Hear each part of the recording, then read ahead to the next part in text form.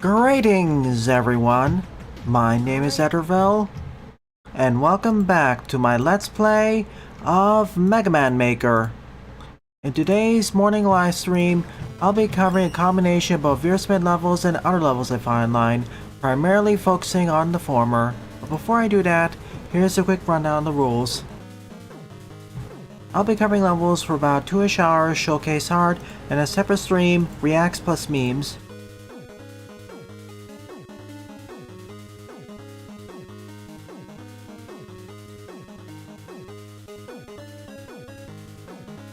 And yes, I got to 2 levels, Oscar. Welcome to Stream Buster, Raccoon, Jedok, Jaden, Oscar, Paul, Pixel Boy, and anyone else I missed, as well as all the watchers on other platforms. Thank you all for joining me. That's fine, Oscar. We've been getting gradually less and less people with the Maker stream.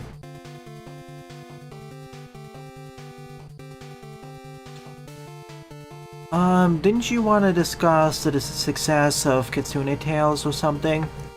Because I wanted to talk a little bit more about that because I didn't get the full picture on that. Hey there, Panta.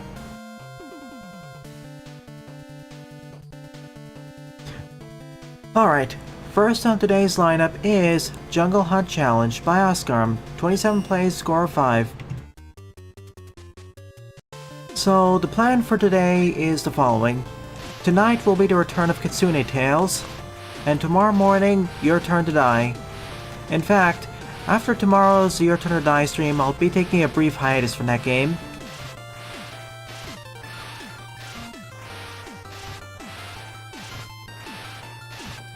Subbing in something else.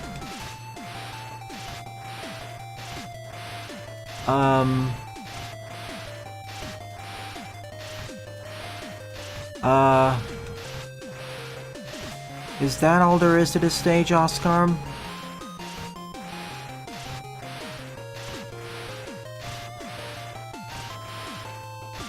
At least you're varying up the length between the rods, but that's it.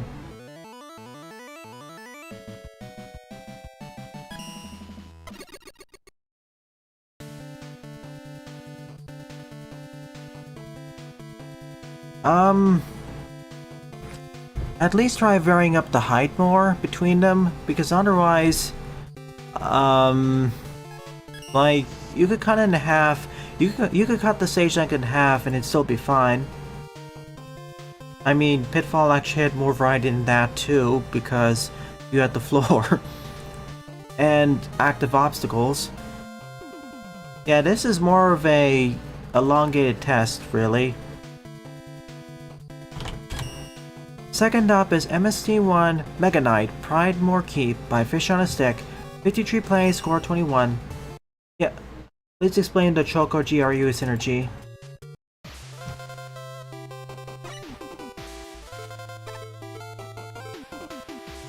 And adorable love triangles for that.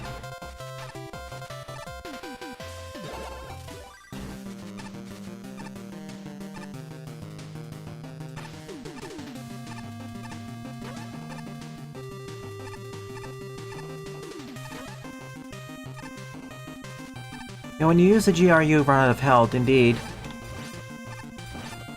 That's the main trade-off of using the faster movement. I didn't really talk about all the reasons why Kitsune Tales got got relatively popular.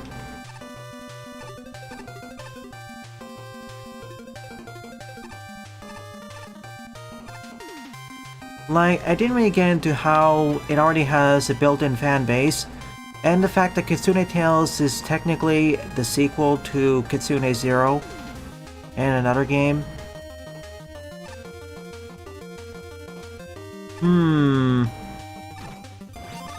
I mean, you knew I was gonna take this. You're kidding me, they're giving this for just 1, 2? You're too kind, game. Yeah, Kitsune Zero. That is Kitsune Tales' That's the game Kitsune Tales is a sequel to. I forgot to mention during the discussion on the server that, yeah, it is a sequel, so it has a built-in fan base. And that was also and that's also fairly well received. Well, it wouldn't ring a bell to you because it was mainly the main fan base for that was on Itch.io, and I haven't really seen you talk about any Itch.io game outside of Code Bunny, but that's because I brought it up on the stream.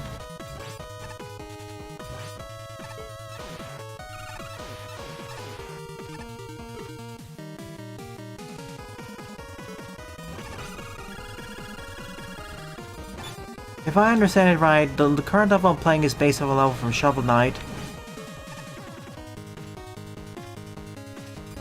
So when you want to be down to 100 health, consume the chocolate and you're back up to 350. Neat strat.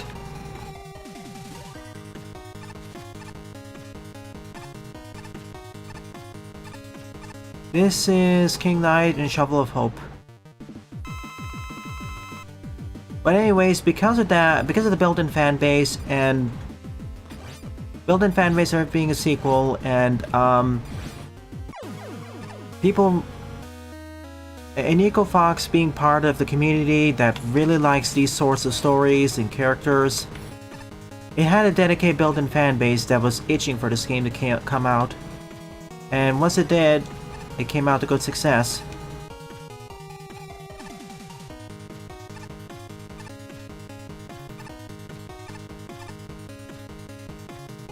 I didn't think it would be buried. Of all the games I believed it'd be buried by, I didn't think it'd be buried by Wonder. Like, Wonder was released several months ago. It's not really a fresh release anymore.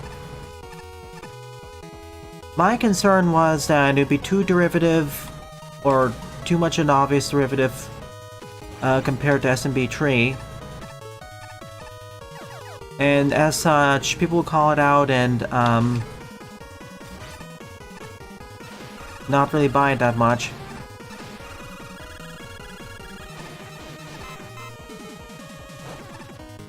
There's my sword. Also, gold equals key, so I will return.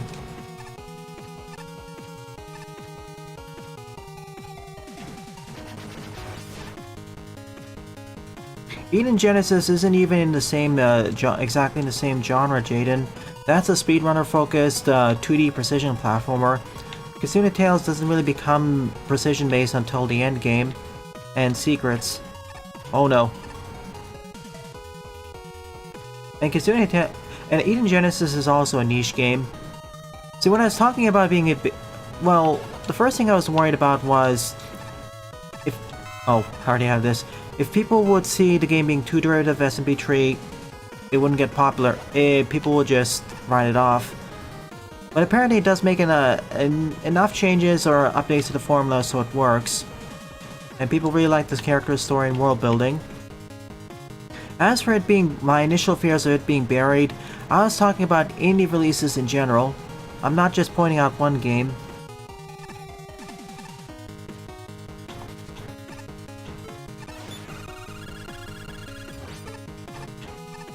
Like, there are thousands of indie games that... Okay, there are dozens if not hundreds of indie games that get released on Steam on a daily basis. On Itch.io, if you add Itch.io into the mix, it's even more so. Oh no. I didn't see the burn in time. And when I say buried, I mean like only getting at most 5 or 10 reviews maybe 20. And then being forgotten about quickly, or in most cases like less than 5, and then they quickly get forgotten in 1 week after the release. Or in worst cases, not even talked about in the first place and forgotten in a few hours or a day. But I still see people talking about Kitsune Tales.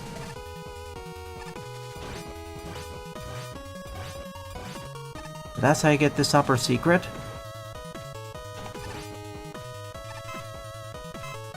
And it's already achieved 500 reviews. Well, technically more than 500 if you count Ichio as well. Ow. I wish I could slide.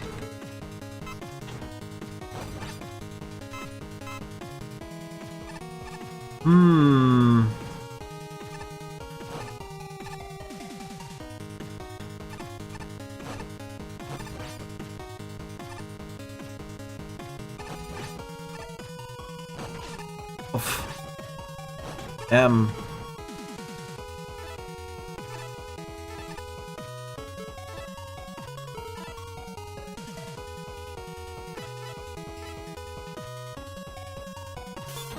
Oh, darn it.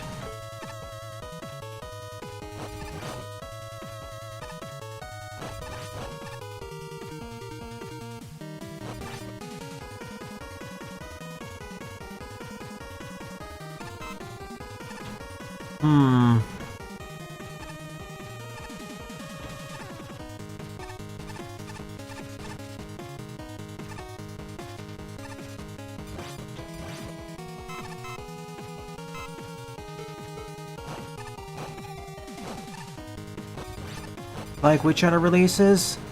I keep pointing out, most of the other releases that were happening around the same time as Kitsune or directly after. I don't need to point out because I'm saying all of them. My point is, most indies get buried and forgotten about on Steam and itch.io, and there's a higher chance of it happening if they are too derivative of a certain game. In this case, I was really worried going into it that because, I'm circling back to the same point, that because Kitsune takes so much inspiration from, direct inspiration from SMB Tree, the classic game, that players would dismiss it, but that hasn't happened.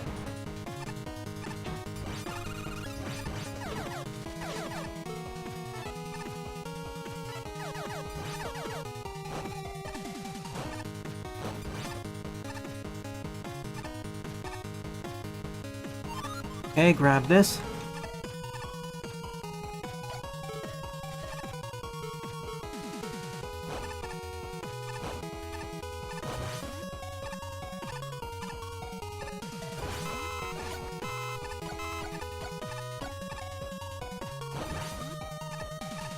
Ah, so a time limit here. I was saying I was worried of it being too well... Okay, this turns... Worried about being too derivative. Like, for me, I didn't mind it so much because so far, it nails the physics. And level design is, about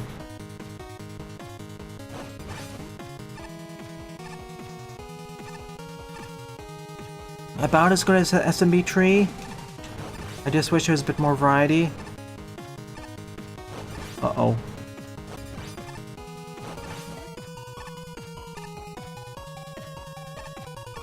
Yeep. That's one way to force a time limit on the blocks. Clever. You know, considering how I usually criticize level translations from other games into Mega Man Maker, this is actually one of the better ones. Although I wish Mega Man has access to sliding. It feels like a more faithful recreation of King Knight stage.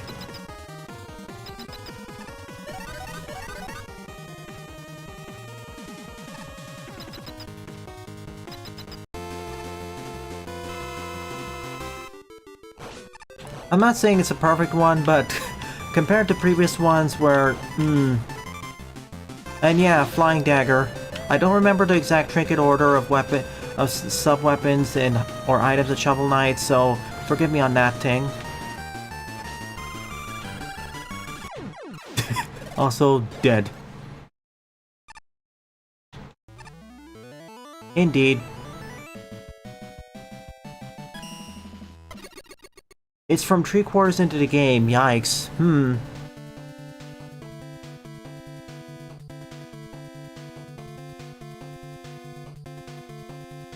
Yeah, as opposed to constantly, as that's what we usually see happening.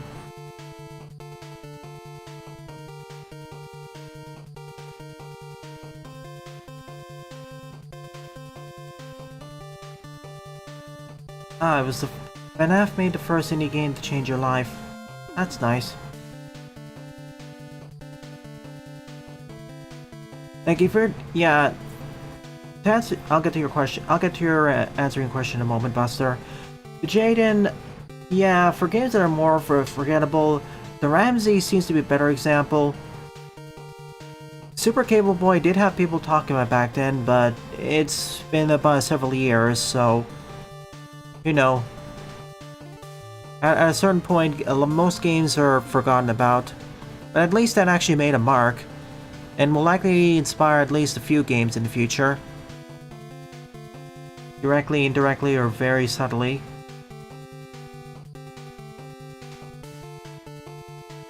When are we doing Shovel Knight? Next year. Probably early next year, but I'll see. I'm probably gonna mix together Treasure Trove, so I'm gonna do Shovel Hope single player, and then we'll decide the rest of the order after that. The other reason why a lot of most indies get buried is that following Sturgeon's Law, it's kind of harsh to say this, most of them aren't really that good. See, one of the dangers of being super derivative of a game or set of games is that if your game is not as good as the game it's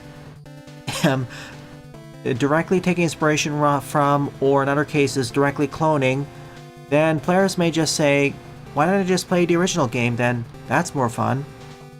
And so they'll just abandon that title. That's one of the key risks of making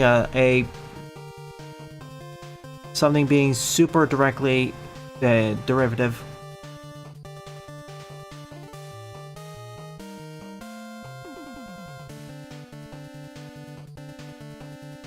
And hey, they actually picked a bit of a simpler title. Imagine if they did SMW instead. That'd be more foolish. But at least from what I've played so far, they've nailed the physics. And thank goodness for infinite lives and fair checkpoint placements.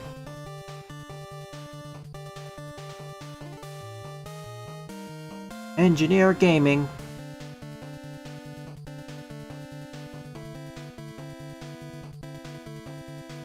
And yes, to answer questions for Shovel Knight, later this year or early next year. Probably the latter, because again, I want to do Shovel Knight, Shovel Hope single player, then later on loop back to multiplayer with DX. Because I know from Rome's playthrough that playing multiplayer in those maps may change up how you approach them a lot.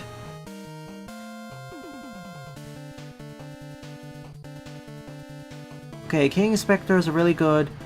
Plague is kind of just there. Alright. Thumbs up because this is how accurate this was.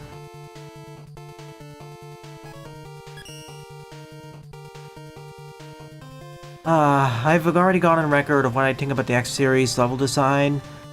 How there's a lot of missed potential following X1. And not making use of the dashing and wall jumping even sufficient. I can forgive it. I can forgive X1 because it was the start of the new era, new series. Plus, you don't actually start out with the dash. But afterwards,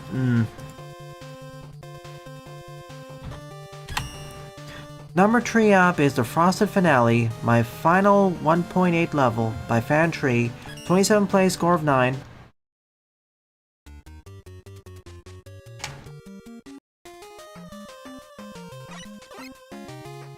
Alright, about Gestalt. You said the level design may be too basic.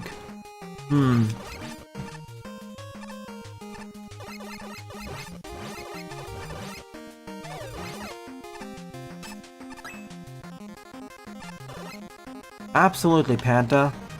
That was one of the major new additions in X series, and to be quite frank, especially for it was not used as much as it should have. Like, take a look at Lapatio's level packs that make use of the dashing wall jumping. I wanted to see more stuff like that. Not as difficult, obviously, but more creative setups that actually force you to use them in fun ways, or to interact with them.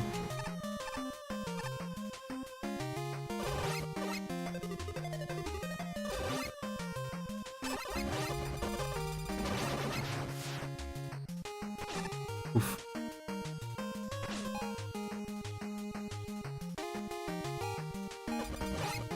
That really became notable when when we got to the PSX era and beyond. Oops. Do I have it? Yeah, I have a jump.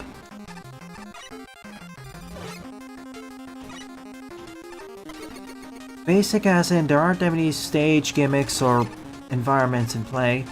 Even 9 years had more intricate level design progression. Oof. For something that sort of felt like an DS Igavania, as in Iga-era Castlevania action RPG Metroidvania, that is not a good sign.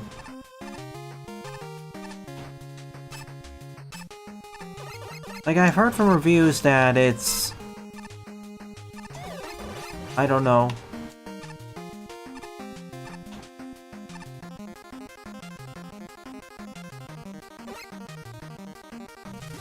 Hey, Patio. Okay, this is actually a good way to introduce the iceberg machine. Safe environment, but forces you to use it to actually get across. Well, unless you want to use the Rush Coil Rush Jet, but... that's beside the point.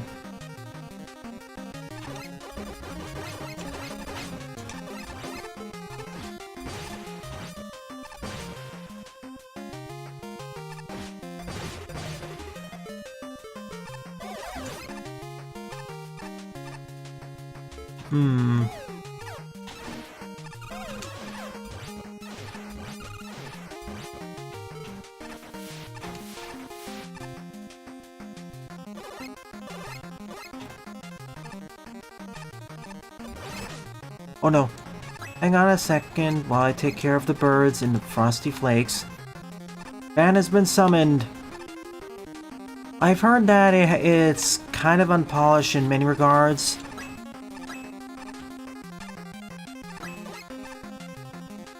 Like, compared to Bo and Kitsune, which I haven't heard any issues with them complaining about polish. It seems that... oh no, oh no, oh no. Darn it, I got pulled in right at the edge and couldn't jump out.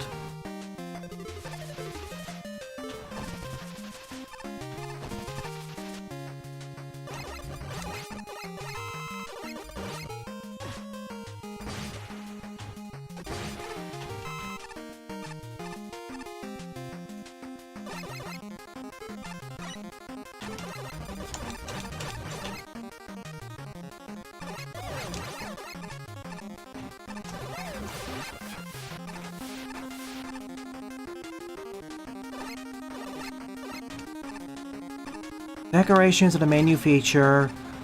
Smaller features be the new bosses, enemies, and gimmicks. The usual thing.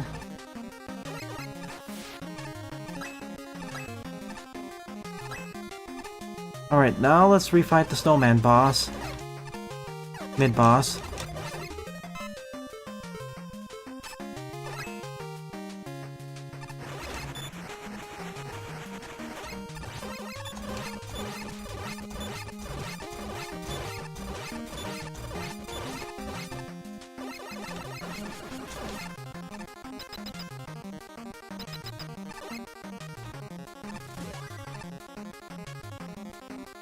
I can't recall the rest, though. I'm trying to summarize a bunch of reviews, but they all basically sum up to unpolished and a bit too basic.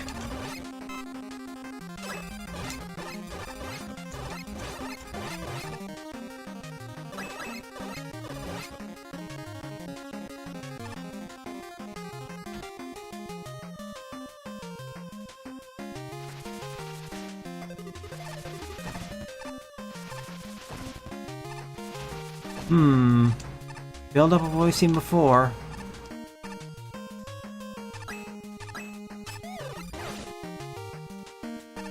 Most players would panic by jumping again, but that would shatter the ice. It's actually safer to just tank it. It's not like they can just break the blocks there.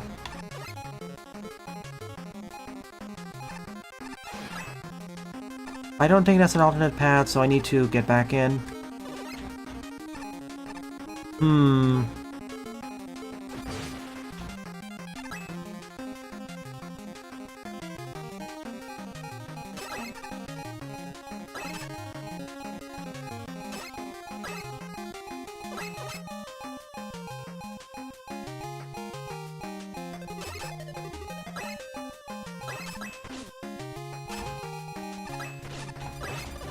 Okay, fine. I'll just use Rush Coil.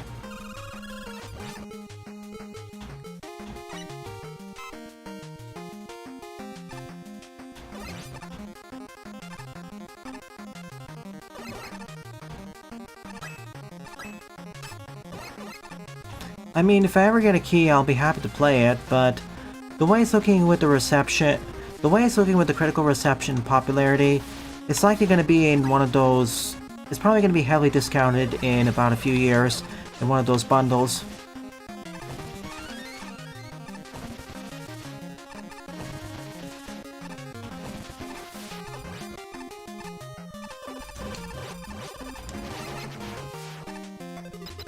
Unless it gets a sudden surge of popularity, in which case 3 or 4 years.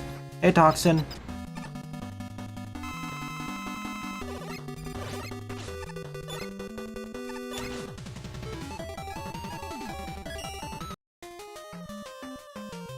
As for this level, sorry for talking over it and talking about other things. This is a pretty smooth, ice-oriented level that made fun use of its main mechanics and enemies and gimmicks. It is tricky because punishment near the end is marked instant death, but it didn't go too heavy on the enemies as some other level designers would. I'd only recommend it to people who are already somewhat experienced in Maker and have played some and have experienced these gimmicks before and the peculiarities. Otherwise, it's fine. Otherwise, good.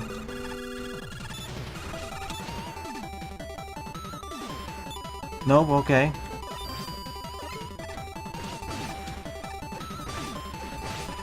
Well, I guess this makes more sense. It pierces.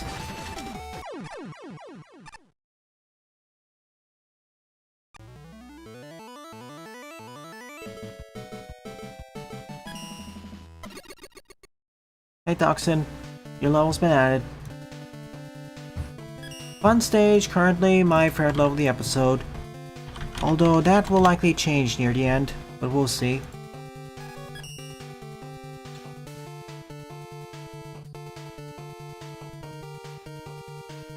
Spark 1 is one of those games, because I don't really pay that much attention to Sonic fan games and Sonic inspired games, I don't know much of the criticisms or discourse behind that game. All I know is that it's like a mixture of classic Sonic with Kirby elements. Board up is Bottomless Abyss 2 Hell Abyss version 2 by Nuclear Stomp, 14 play score 7.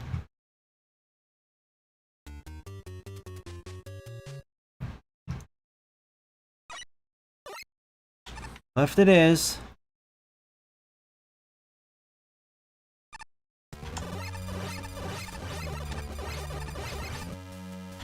Welcome back to Hellfire.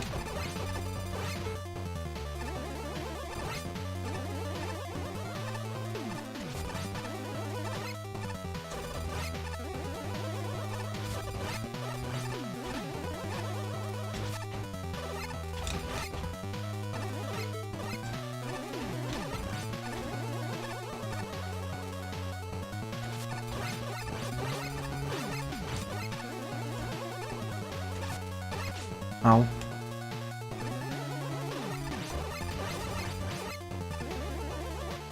No, oof. Just wanted to avoid the Docron.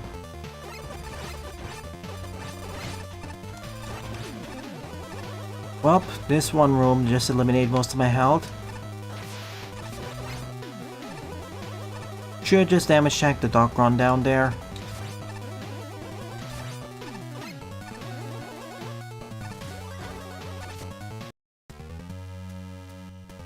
I think. What do you mean, YouTube?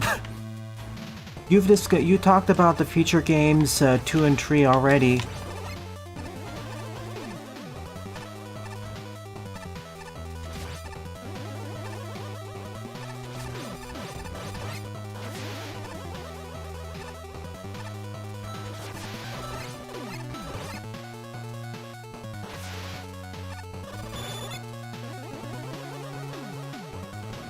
Oh no.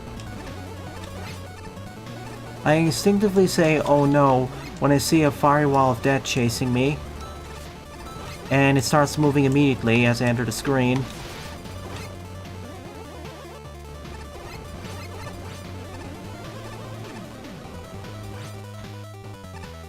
Okay, I'm safe. Messages. Yeah, Castlevania's kind of been in a slow step. Well, not kind of. Like, the series itself, other than the anime, is currently in hibernation, similar to what Mega Man was a decade ago. But we do have multiple directly Castlevania-inspired titles. Like, some by the original creator, like Ritual of the Night, and then Curse of the Night, which is sort of.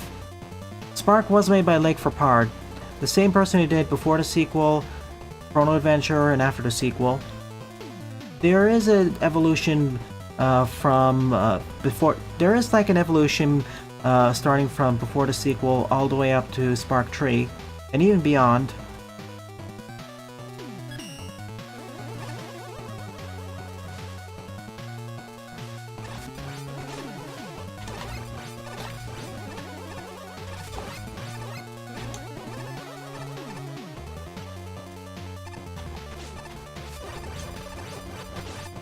I don't trust that arrow.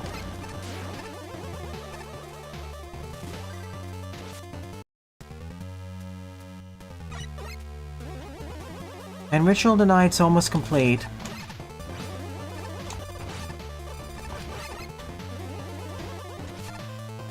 I'm gonna eventually play Ritual of the Night, as well as Curse of the Moon, at least one.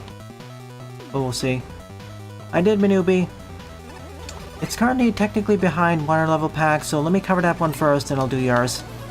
Thank you also for the level descriptions and NSF replacements. It always makes the level pack stand out more.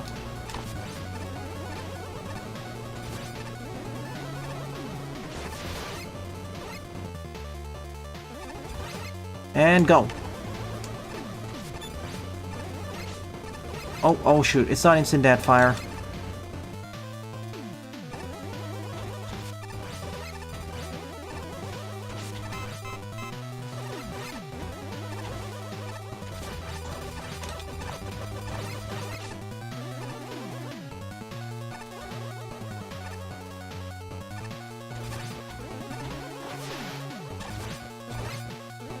Lucky.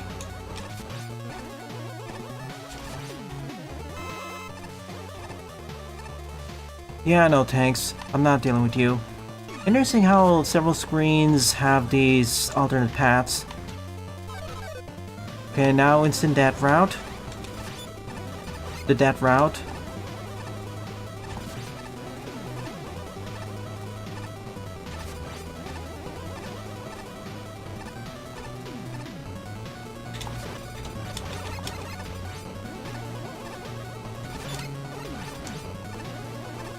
First try.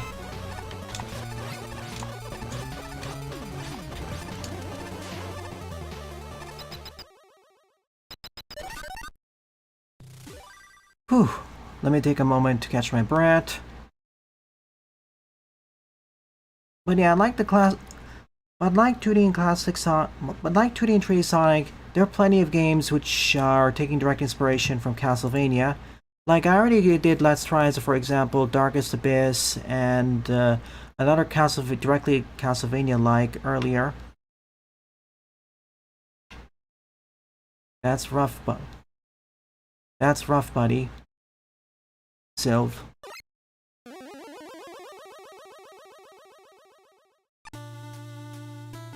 Oh no.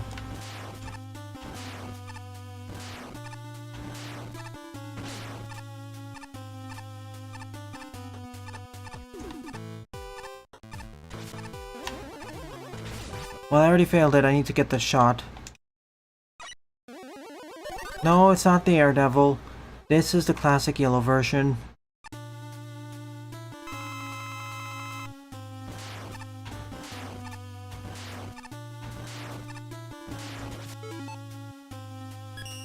See? It's not bugged here. The issue though is the rollers down.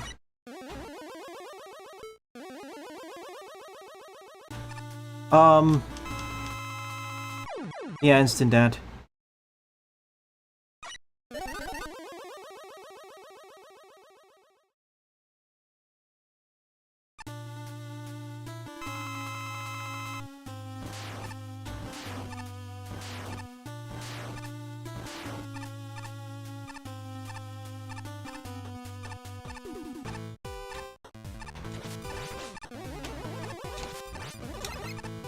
I can get about 7 damage in per cycle.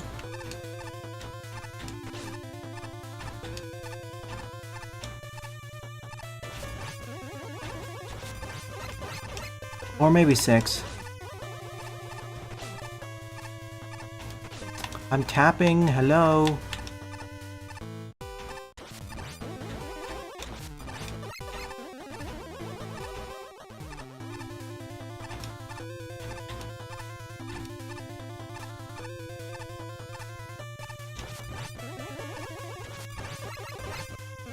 One more.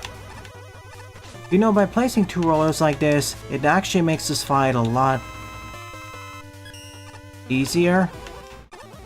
But not too easy because the threat of instant death is still omnipresent. Because if a second roller rolls a lot faster. Can't go back, I'm afraid. I can, but the second one goes really fast. So we have to jump out immediately. At last, we've Huh?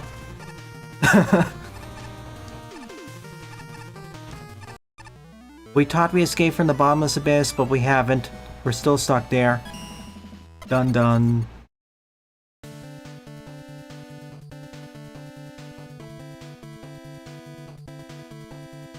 This is a lot more manageable compared to the first time we fought the Old Devil on the rollers, because there's actually a second one, and the first one got slowed down a bit. Still a fun level, but a lot of instant death everywhere. But I feel like the pacing and difficulty curve is better. Fifth up is Megavania: The Curse of Wily by Panther35, 22 play, score 4.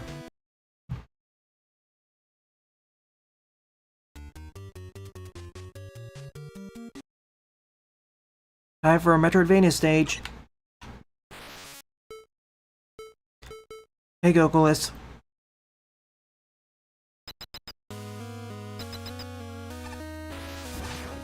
Time Spinner. One of the many indie Metroidvanias on my list I want to eventually play.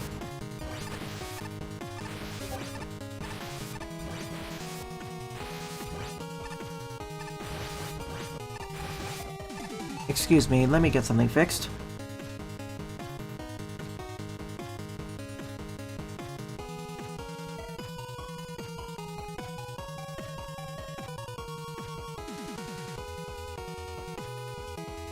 That's better.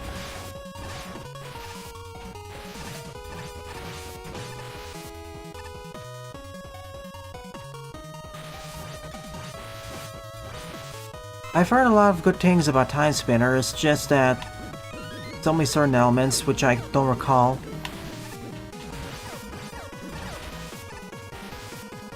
Eat the bullets.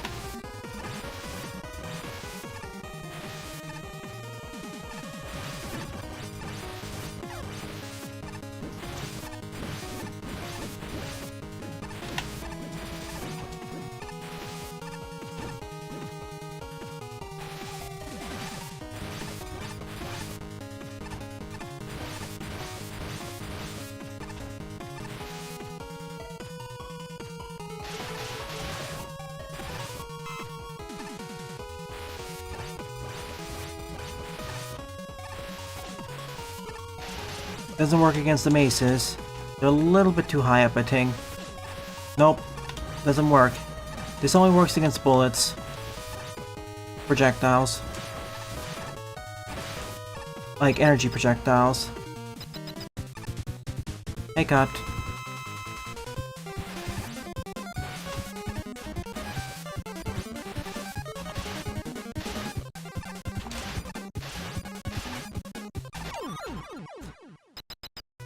Magic card.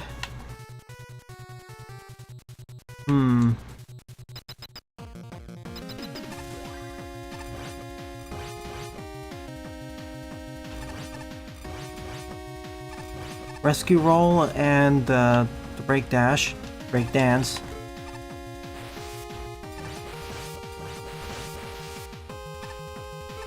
So far, it doesn't feel like a Metroidvania to me. We haven't reached that point in the stage.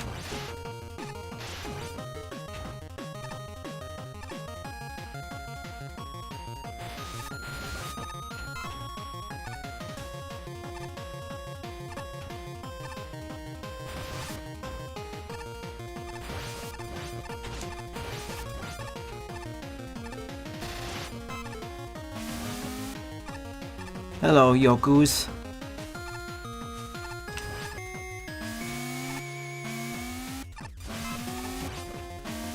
Ah, got trolled by the Yoku.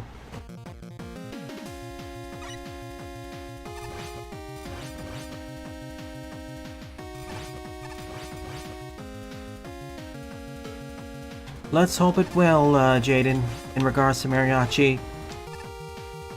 Burning Steel Palace? Yeah, you sent that before. That was actually my favorite level of that episode, I think.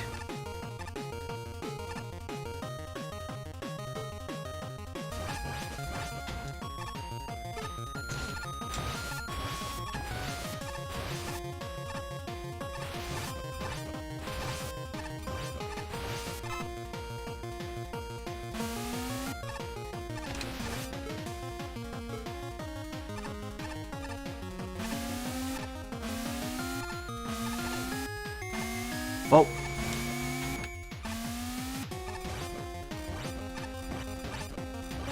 That could have been a tragedy if there was a set of Yoko blocks following that.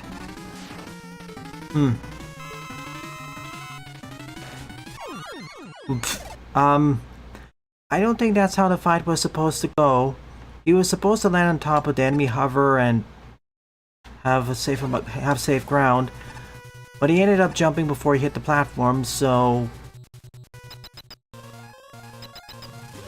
In Castlevania 3, Trevor has 3 sidekicks, Grant, Sypha, and Alucard, and getting them playable is by playing optional spin-off levels, yeah.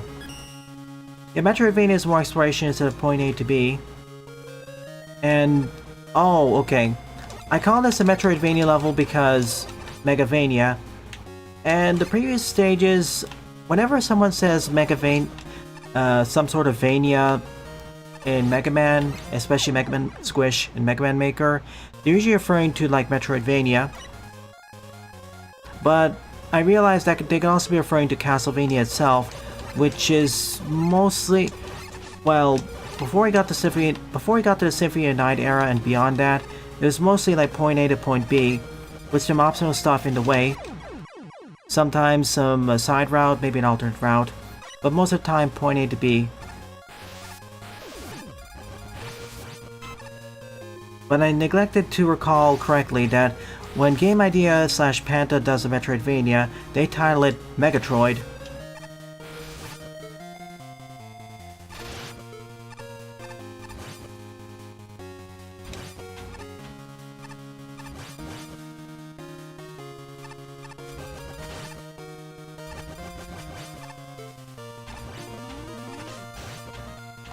At least I got my buster.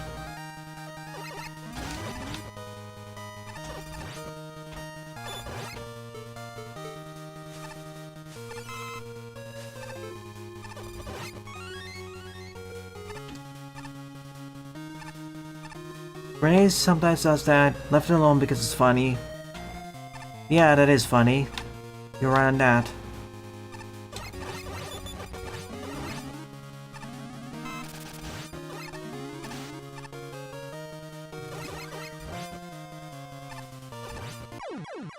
Too slow.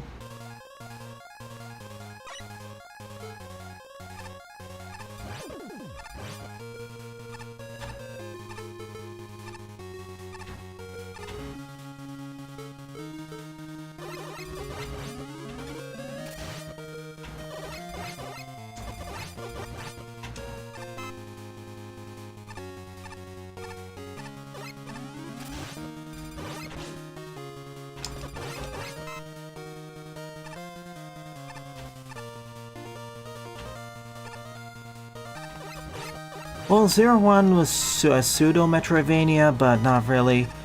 The closest thing I could think of the mainline Mega Man series trying to be Metroidvania was ZX. Not ZX well, I haven't played ZX Advent, so I can't confirm that. But ZX, the first ZX.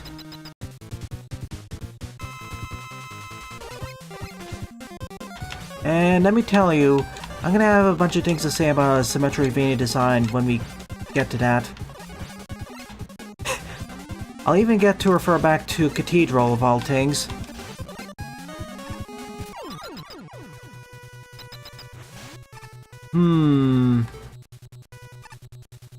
Sure, let's be Proto. I want the super arrow.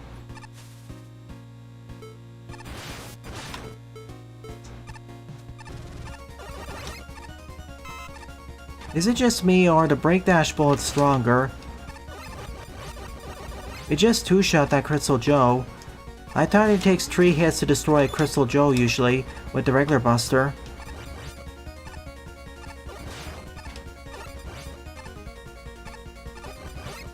Even the Pengies is supposed to take 3 hits, now they're taking 2.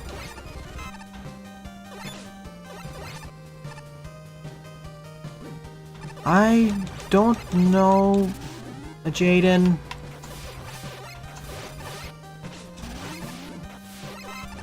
I have to see for myself. Breakbuster deals 2 damage. DL.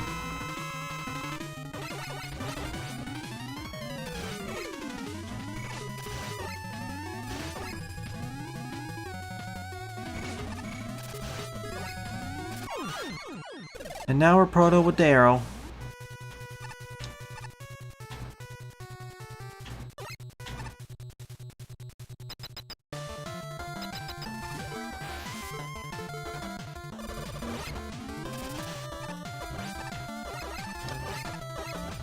In which case, that makes the Breakbuster basically a straight buster upgrade.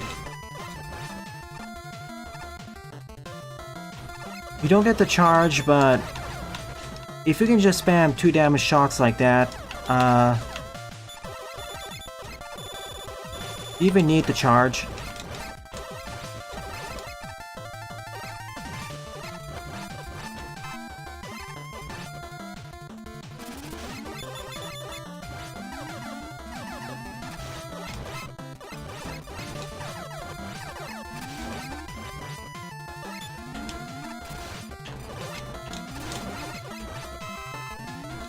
Thank you. I mean, look at it. I torn apart this power muscle like nobody's business.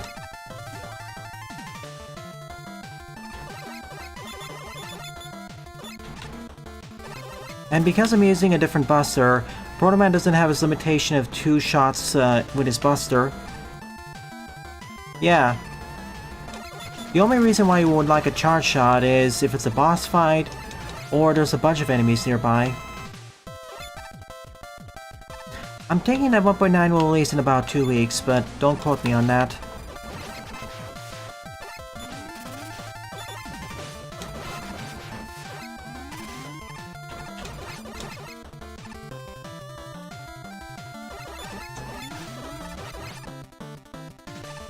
Doubling the buster damage is one way to make an easy mode. I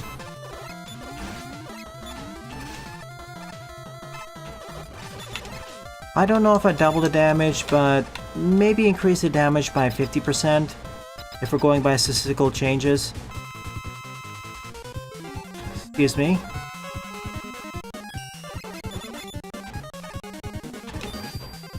And he's weak to this, of course. Who isn't weak to it?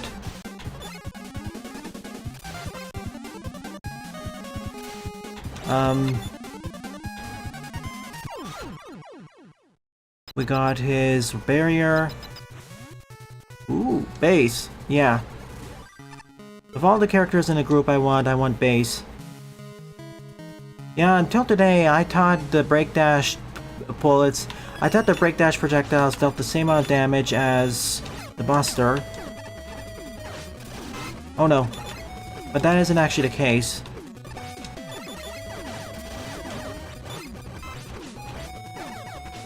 Oh man. You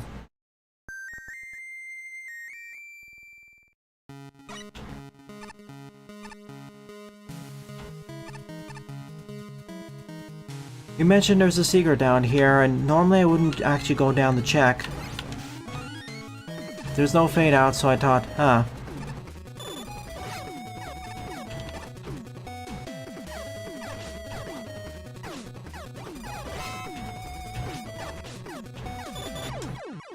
This is gonna be a pickle.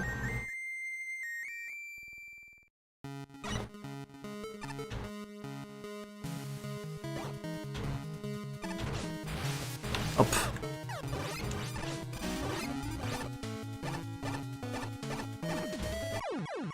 And with all the killer bullets too.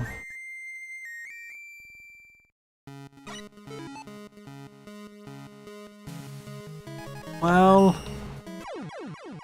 too high. Yeah, there can't be a fade off the elevators in the way. Maybe you can do it with text editing, I don't know.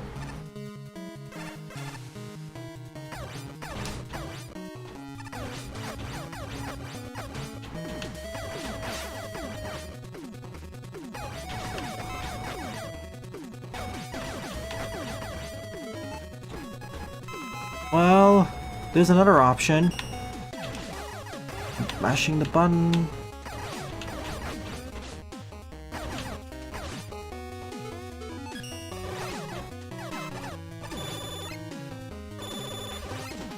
Ah, only took one E-tank.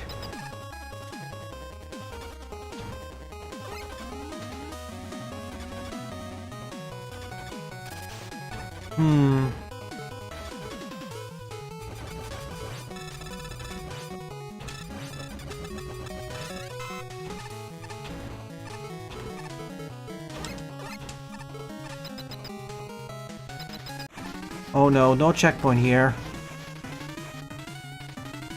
The shock does eat bullets, but, I can't switch direction while I'm being shot at.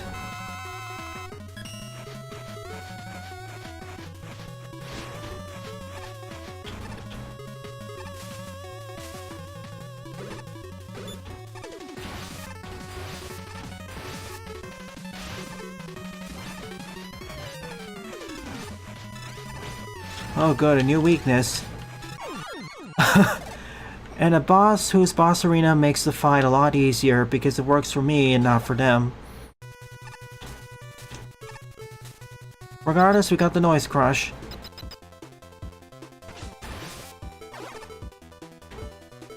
But as you know, I like breakdashing.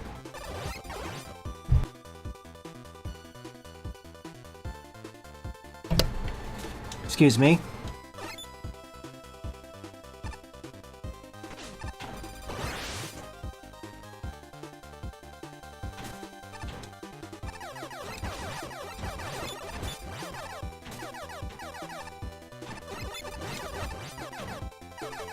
And because I took the side route, I get more E-tanks.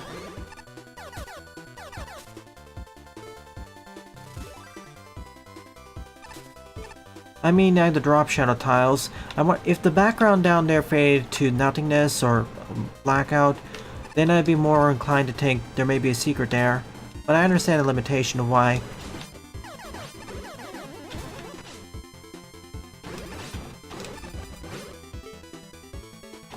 You know. Yeah.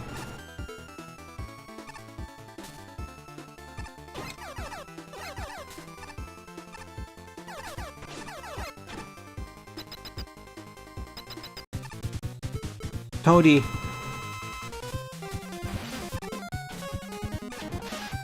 Oh, you're muted.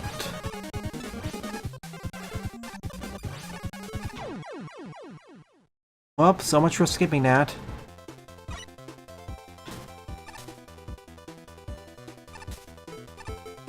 Take two then.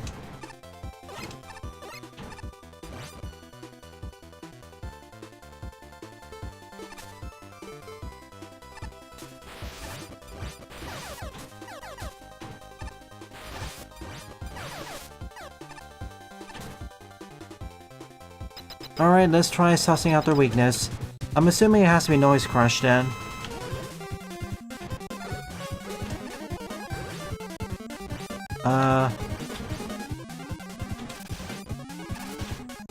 What is it?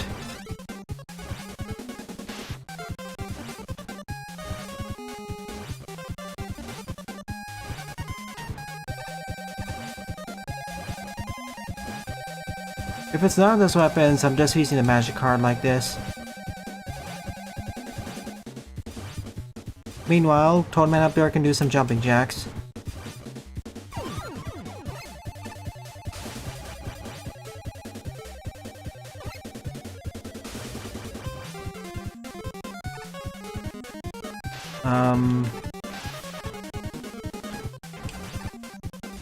Now this is effective against him.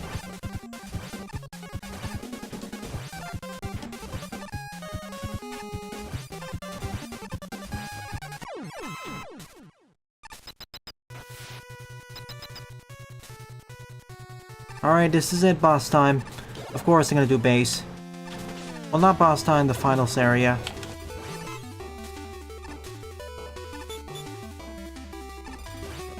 You must have, because it doesn't seem to work.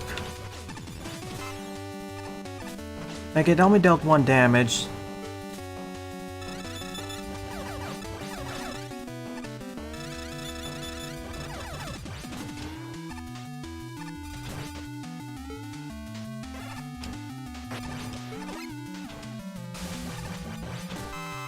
That is not the weapon I wanted to use.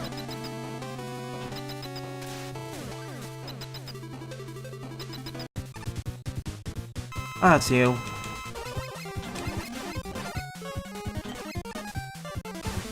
I mean, if we're following the weapon order as the stage has been mostly doing, this has to be their weakness.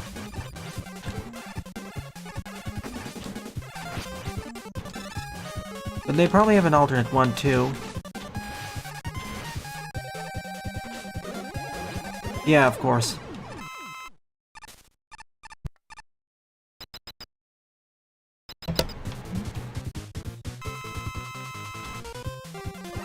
I wonder if anyone's weak to, the arrow. I love this weakness.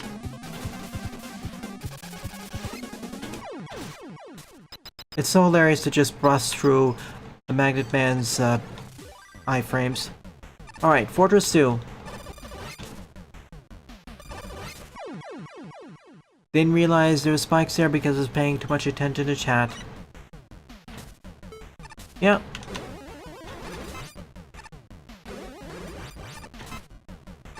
One of the situations where Charge Shot is handy here, but I have Noise Crush to take care of that situation.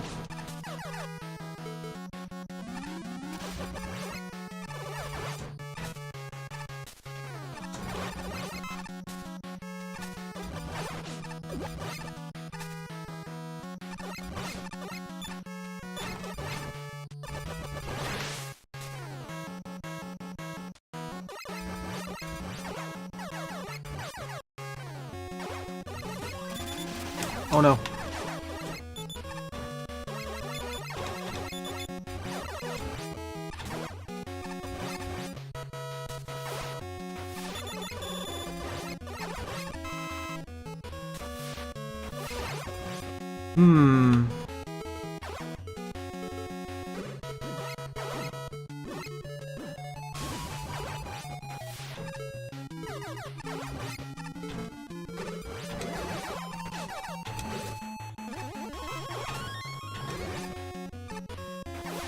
And escape, escape.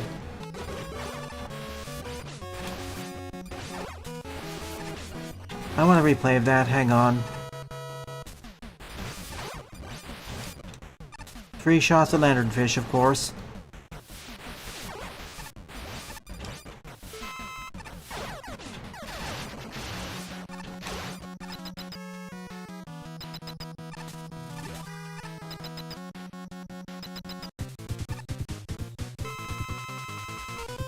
One sec.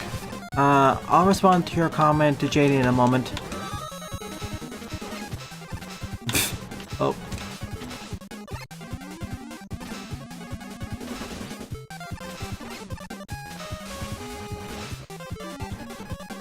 Let me stop fumbling this battle. Hang on.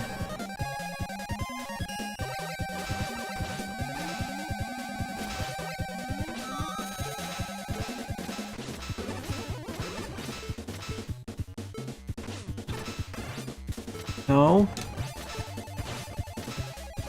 Magic card it is.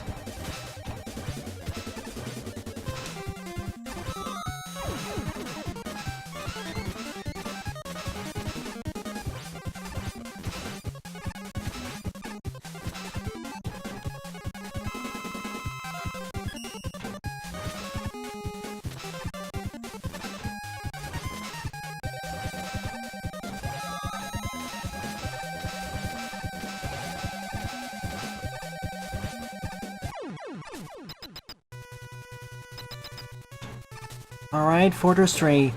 I want to finish this stage before I fully respond to your comment, Jaden, because I need some more time to formulate my thoughts on it. Oh look, Dracula's castle. And because we got all the special weapons in the stage, all the allies, we get the bonus E-tanks. Time to fight not Dracula. Or rather, Death first, I guess.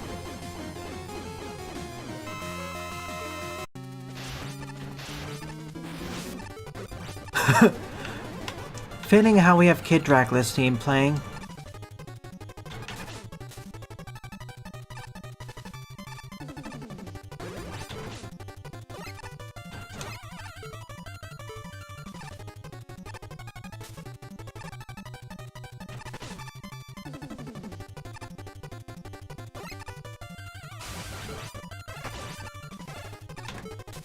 Not that. It's gonna be Magic Card or Screw Crusher. That's what I'm banking on.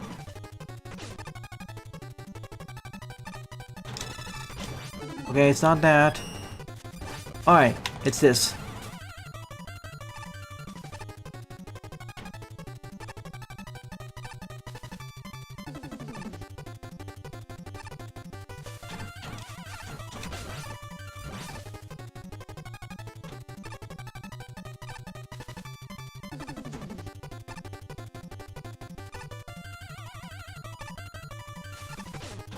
Only problem is the tinner hitbox.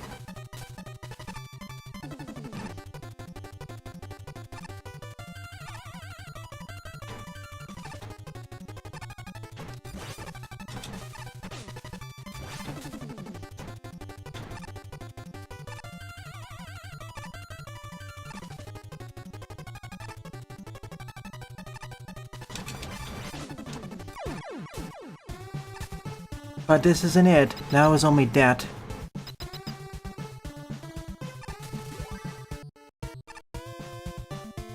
Oh, only a weapon refill, eh? I'm using special weapons, so base is my best bet.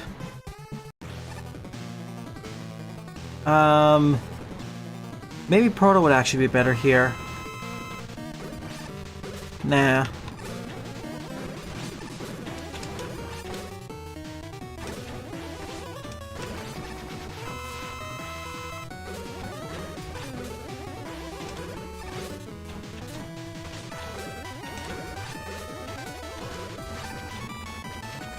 Wait.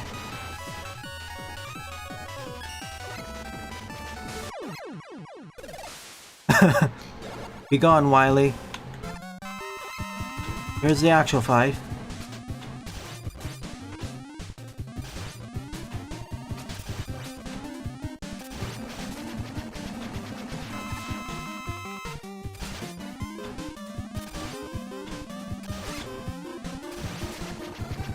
I love the break dash.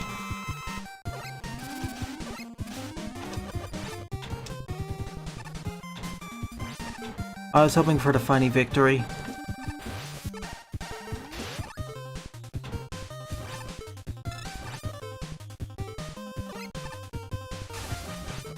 It's magic card then.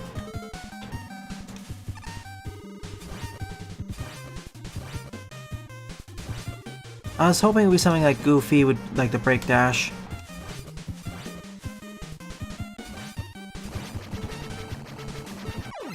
Victory!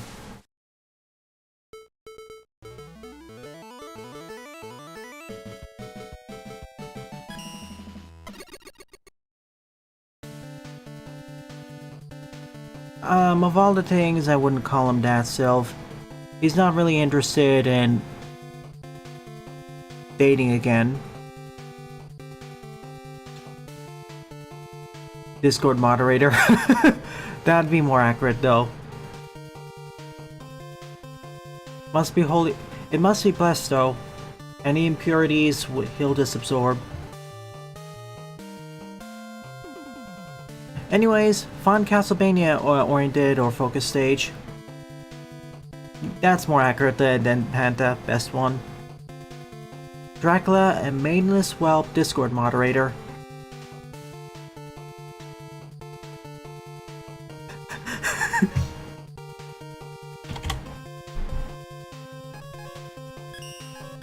Alright, I'll be right back in a few minutes.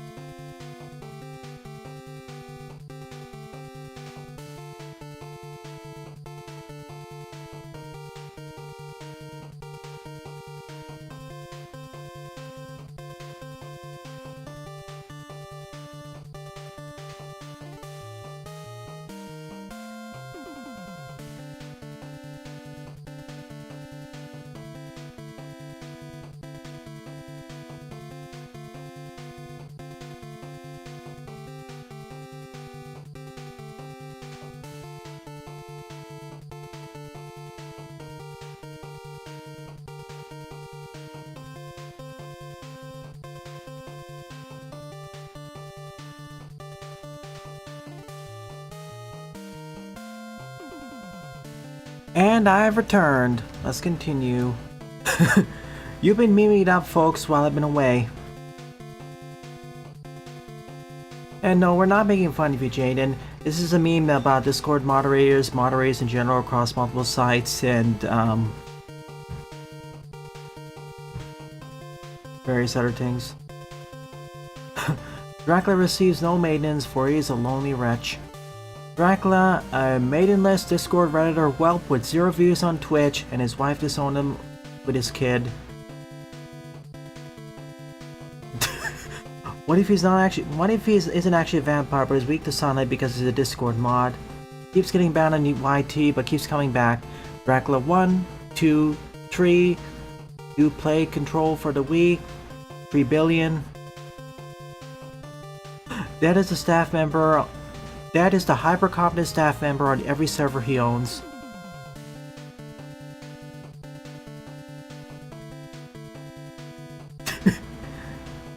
I wish I could pin the entire conversation because this is hilarious. I mean, his first few convos were fine, but following that, he just sounds more like a bigger and bigger failure who keeps not wanting to move on and just keeps losing more and more of himself upon every iteration / revive.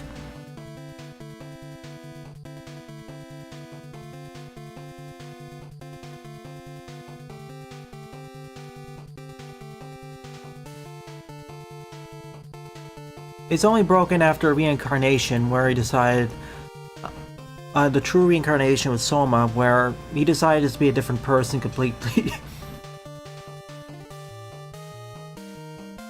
It's like someone else just got control of the account and was more sane. But alright, to answer your earlier point, or question, Jaden, was it? Alright, on Bo. Do I believe that the overall Steam user score of the game has suffered from getting split reviews because of going multiplayer on day one? See, I don't want to say suffered, but I'm going to say this.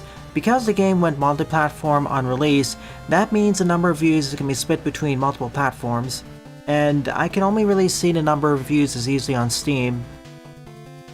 I strongly believe that Bo got a lot more reviews than than less than 500.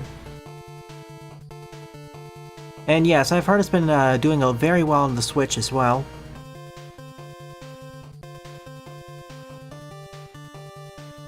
I said it before and I'll say it again. For indie games like Bo, unless they have some pre-existing deals, it's almost always superior to go multiplat as soon as possible. That way players can pick their favorite platform to play the games, and it opens up the avenues that way.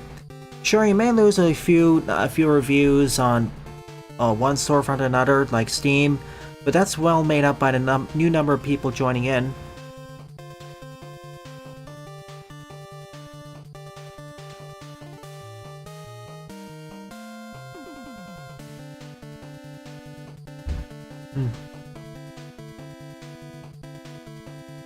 Anyways, after this diversion of Castlevania, it is time for Powertrons 2, Episode 14, Escape from the Samurai Dimension, Violet Patio, 49 player score 24. Again, I want to emphasize, when I talk about the bow and about a sub-design, I'm not talking about issues. When I refer to it in Discord, I refer to it as criticisms. Those aren't necessarily the same things.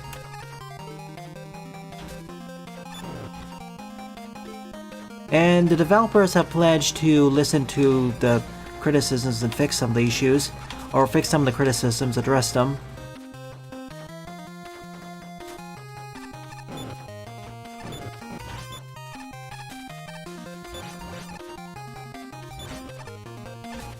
Good luck, you'll need it.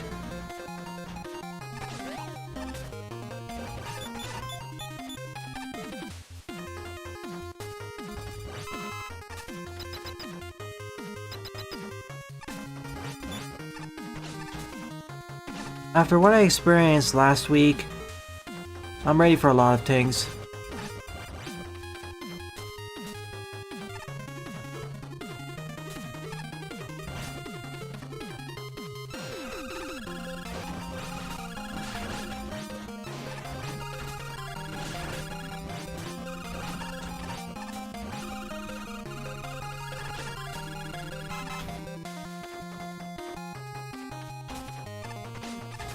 All I'll say is, don't consider Bo's...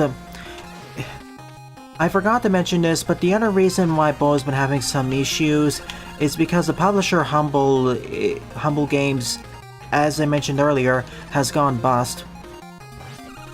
So they don't really have the publisher backing anymore. And when I say publisher backing, I'm talking about stuff like post-launch support, advertising, etc. So they're kind of stuck in a not that good position.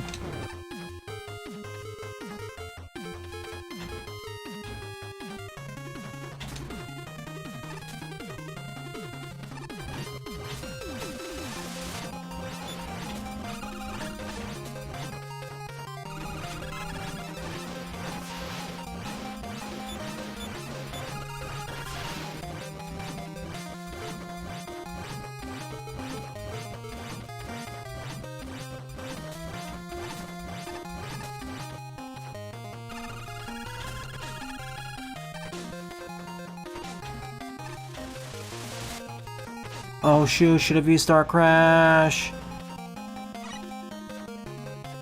So I have played TF2. The information on lunchboxes did help, yeah. I'll need to get back into it to first try it out.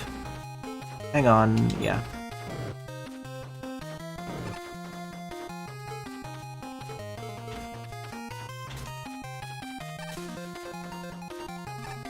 Yeah, that also makes me worried for all the games that Humble published. It's never a good sign when a publisher dies for the developers who made it, or for the developers whose games were published under their label. Especially for the newest games like Bo.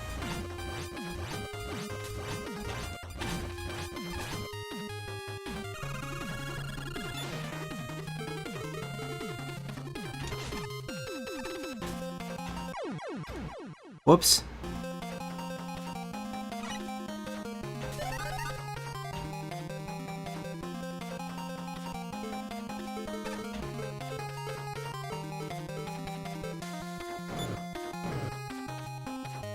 You screen capped the entire thing.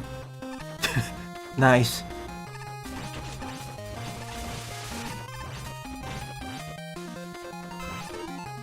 Gyro attack this time.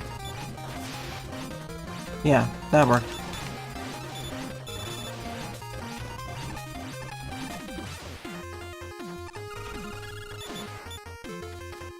Let's try doing this the smart way.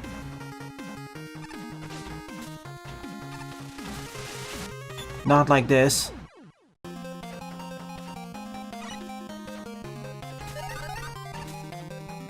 Again, if a game receives a rating of mostly positive on Steam, that's pretty good.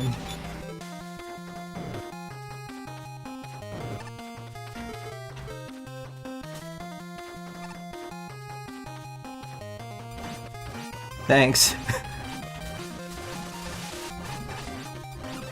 I can open Discord up very soon if you...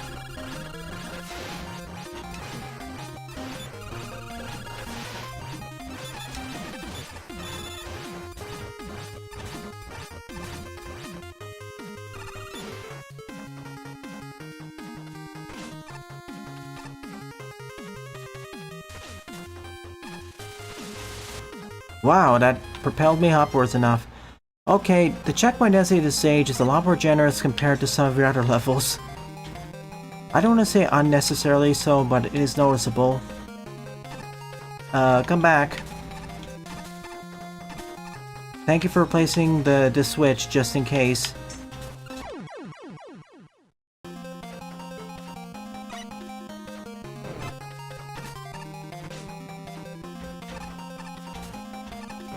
Yeah, this kind of feels like a breeder stage compared to, like, the two-parter stage before this in the series.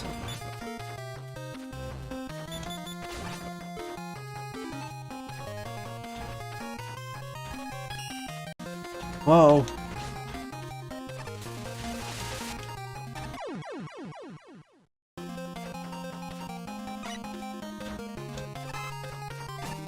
All right. Wait, Firestorm. Take the time. And get hit anyways. Joy.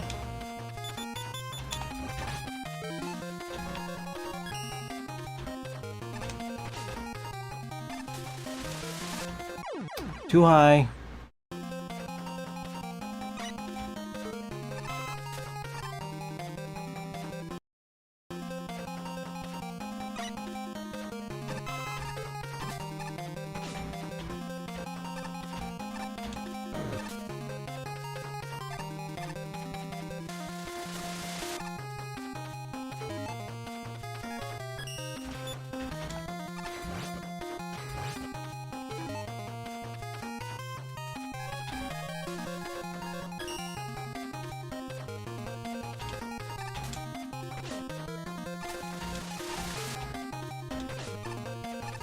I keep getting killed by that one, so I need to do this.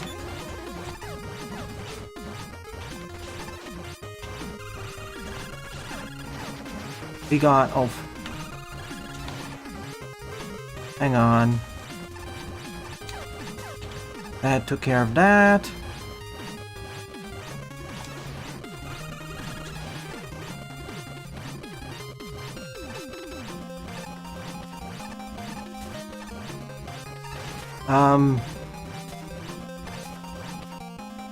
It locked the door.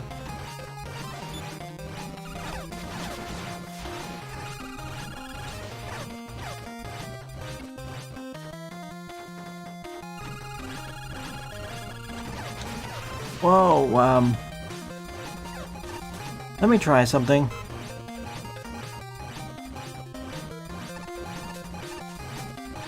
Uh-oh. I didn't think there was an off-screen obstacle there. So, yeah. Sure, Sunflower. Despite its rather basic level design, when it's good, the gestalt is amazing, you say? Well, we'll see about that.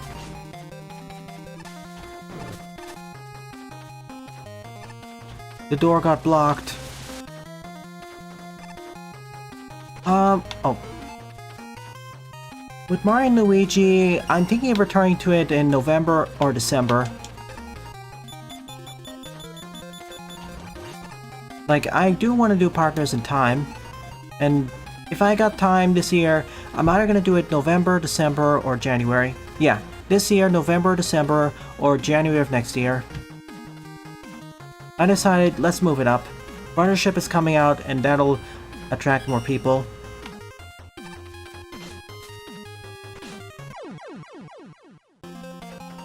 That is considered to be kind of the black sheep. That or Paper Jam.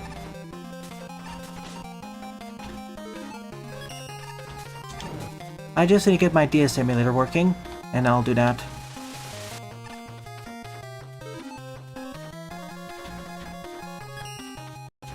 Oh, lag.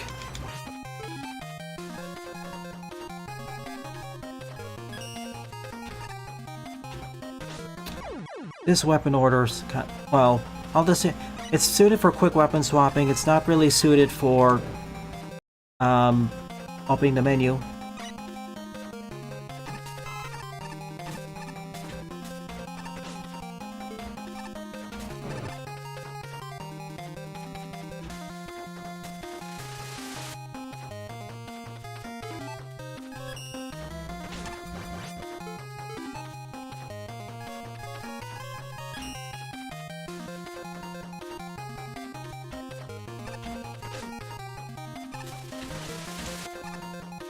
Damage boost me, thank you.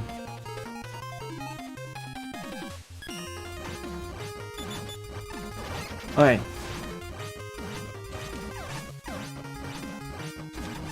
This time I need to be careful not to block myself off.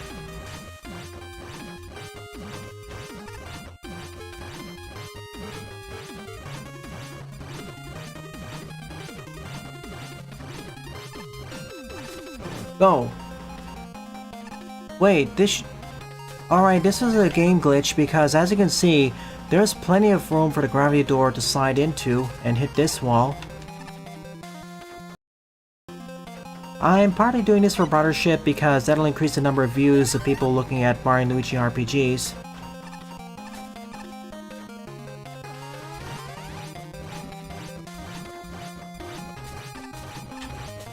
What? I did not die from getting pulled into the spikes there. What? But the door stops moving the seconds fully off screen. Oh, that's the problem. And because of that, it just blocks off the exit. No Star Crash for me here, I guess.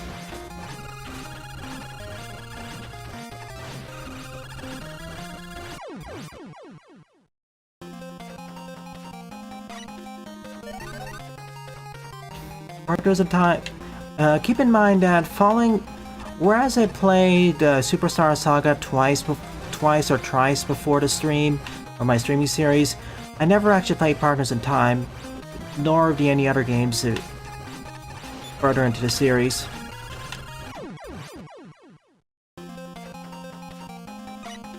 Objects don't update when they're more than 4 blocks outside a section.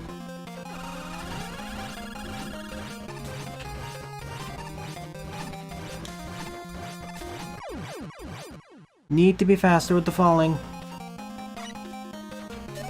So if I wander on more, that'll be the reason.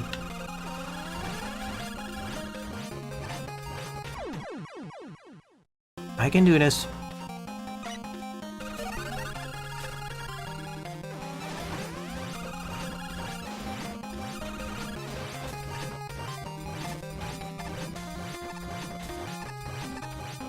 Like so.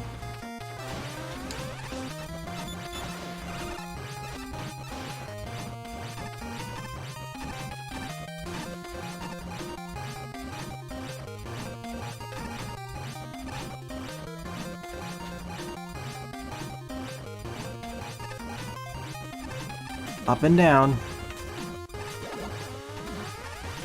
Oh no. Are you kidding me?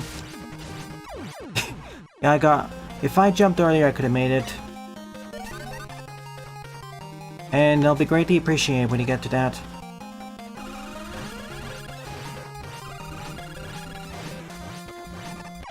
Slipped off. Fine, we'll use the atomic... We'll use the fire wave.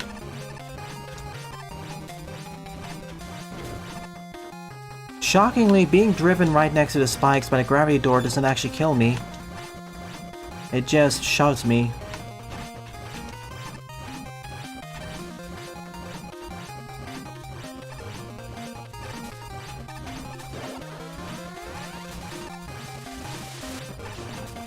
That's it, I'm in here.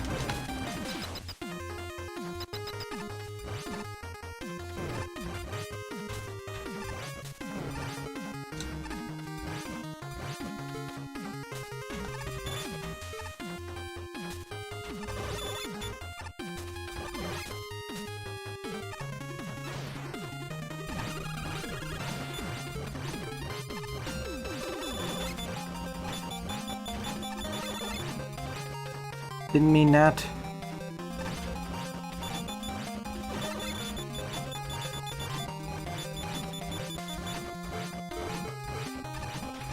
Nice to meet you.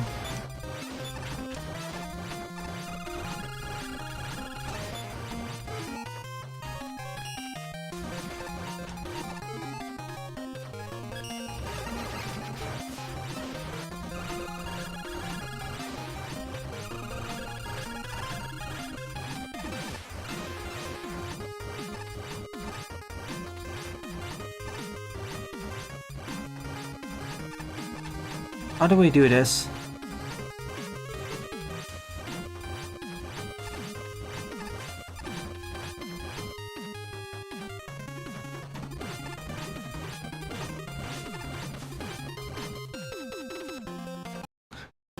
This is why you playtest your levels. There are some timer-based objects like elect blocks that will continue to be active off screen. Doors will also keep moving when unrendered.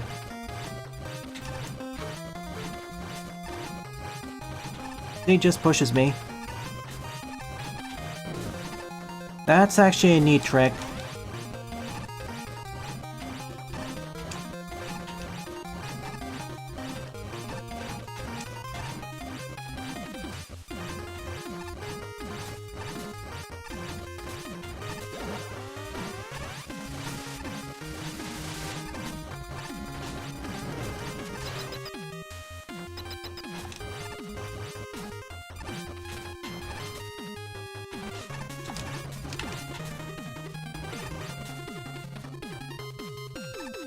Alright.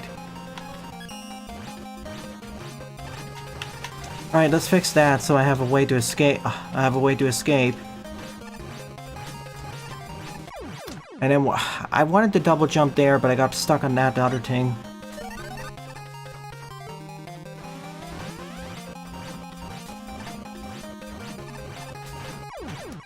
That was my bad.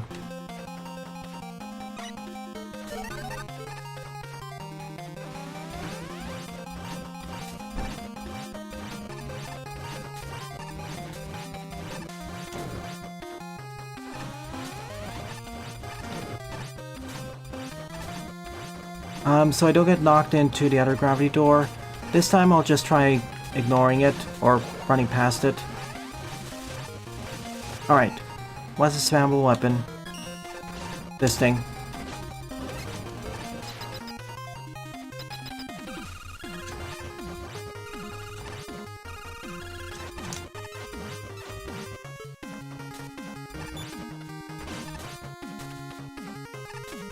Well, some more.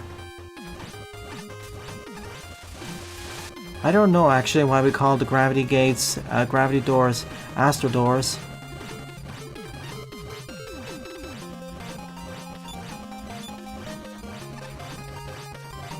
Alright, we're safe. Let's go. Ah, checkpoint.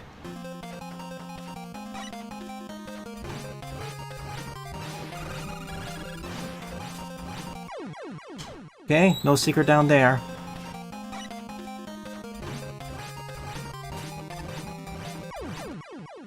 Didn't grab on fast enough in order to hold down the jump button fast enough. Okay.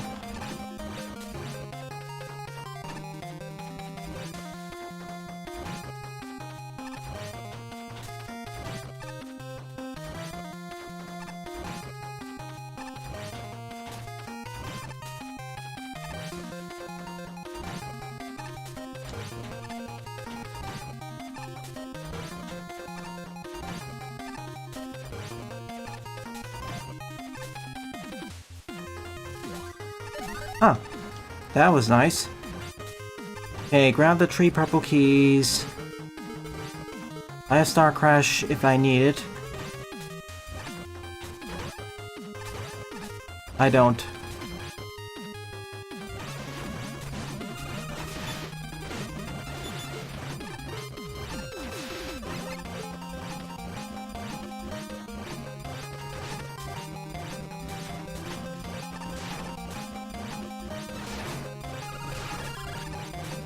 I didn't properly think this through. But I survived mostly unscathed. No Star Crash for me again. Do I get a checkpoint? Of course not.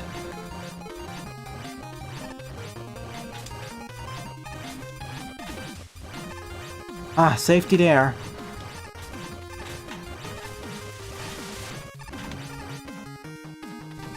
The ledge saved me. Alright, Jaden doesn't dislike Paper Jam. It's a game, according to Buster, doesn't want to exist itself.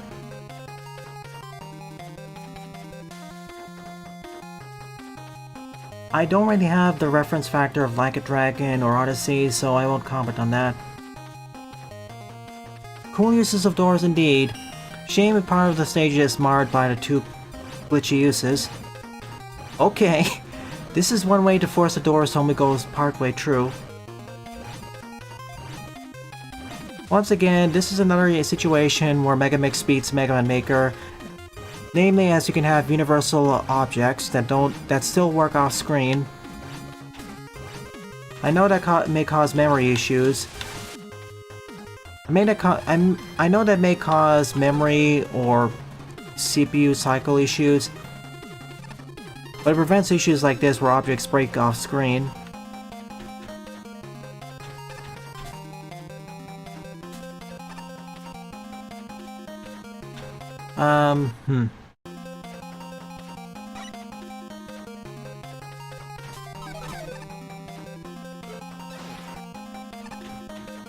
Whee! I don't get any special weapons. Okay.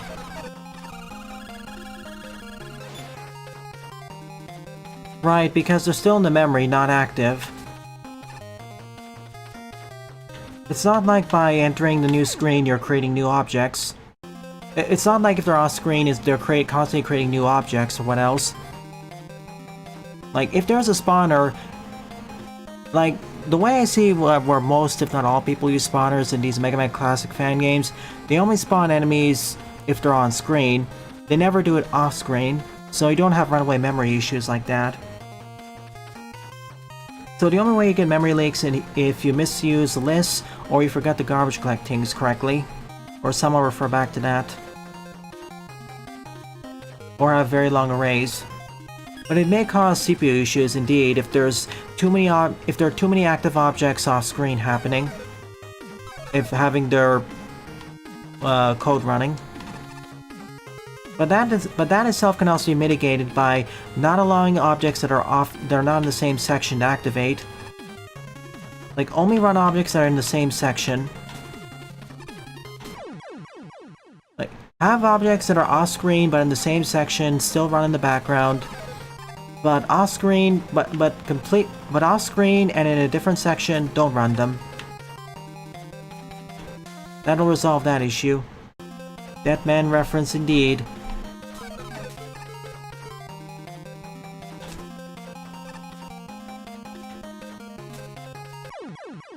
Hug the spike.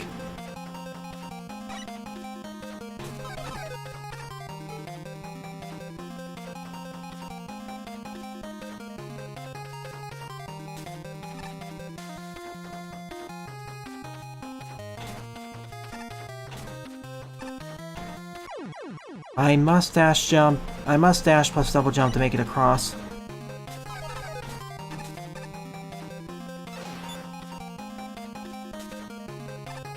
This is not the worst case, Jedok.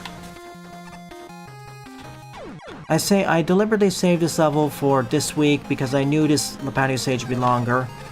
Like, this was actually submitted last week.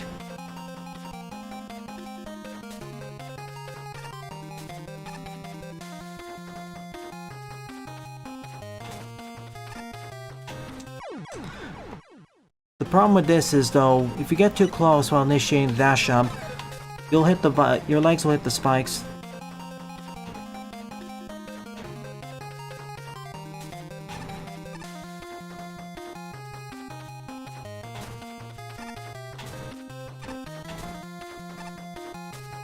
Anyways, I made it. It was the last thing, and as usual, difficulty balancing in the stage is wonky and kind of... Like, if I was ready to climax, that's not how I'd think the stage climax would go for this sort of level. With all the gimmicks introduced. But again, most of the patios levels are pretty much obstacle courses. Time for the Powertrons to fuse together, their mechs that is, to form the Megatron, Megaborg.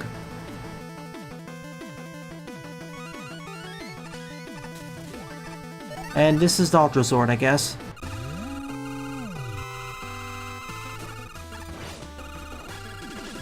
As usual, I'm gonna damage boost.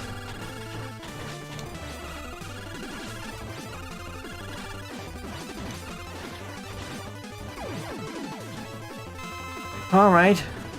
I'm gonna take a wild guess and assume one of these is weak to this.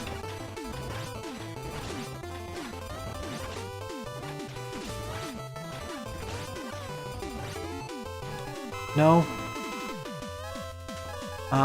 Gyro.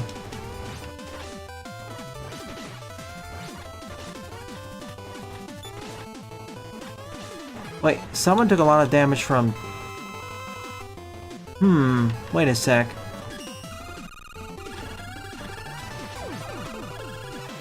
Ah.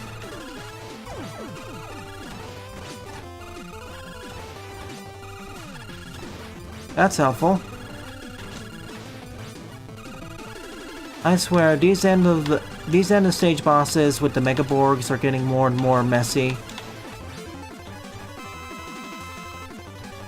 Metal Blade?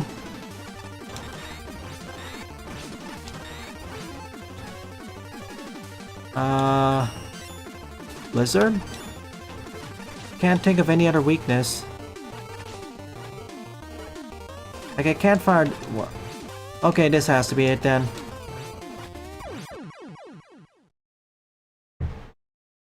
Megaborg.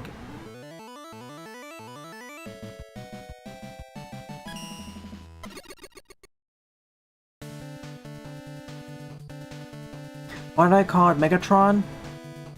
Answer, we have the Megazords and this is called Powertrons, so I put the two together, Megatron. Also, it's kind of goofier to reuse the name of a more famous character for this. In reality, it's Megaborg.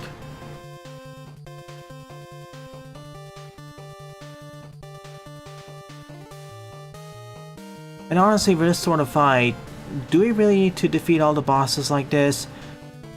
Just having to defeat one of them in this heavily boss and projectile field arena is already good enough.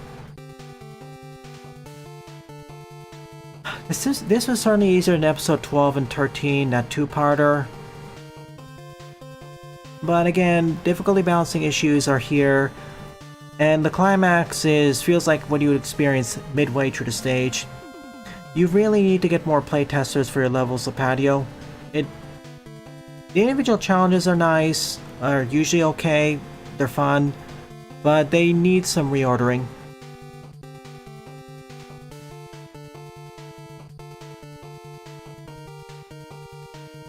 Exactly, that's the joke. We're calling a random series of giant mecha Megatron, even though they pale in comparison to the actual one. It's a way to mock the actual tyrant. I never watched Beast Wars, so I can't really context that.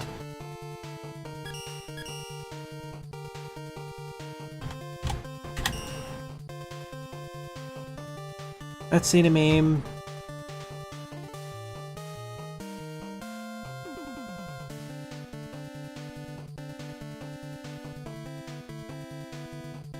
Thank you.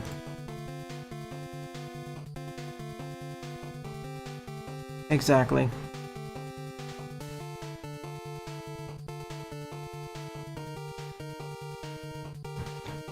Eight up is Water Lily Gardens by Jedox74. 52 plays and a score of 21.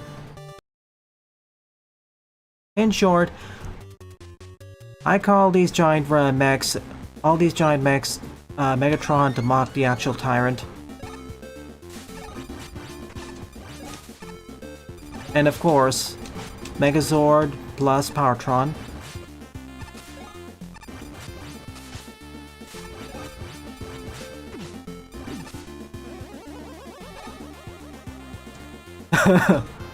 Wow. Someone has messed up priorities. What did that CD contain anyways?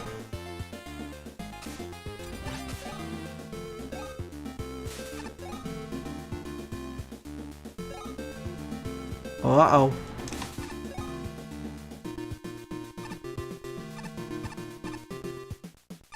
The Secret of the Universe?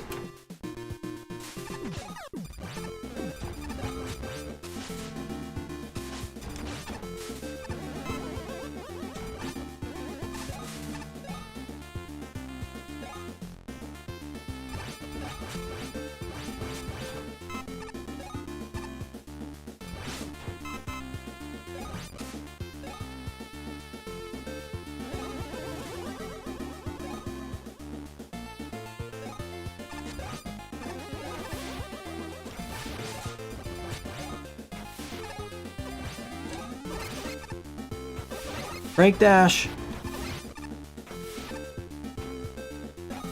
Oh yeah, as a reminder to everyone, tonight I'll continue Kitsune Tales, and tomorrow morning, your turn to die. All of this to find his G1 ship in which he came to Earth. So he's doing all of this to get back to Cybertron. Whoops.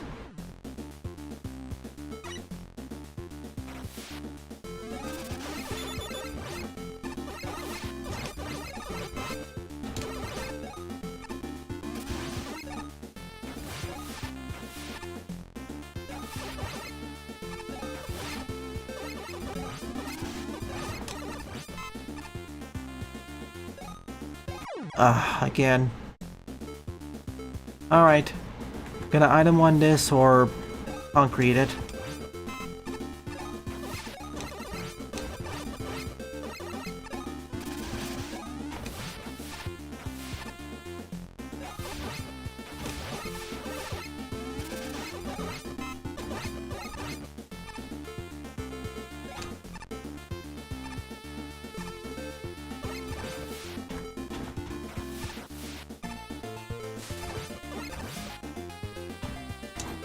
Yeah.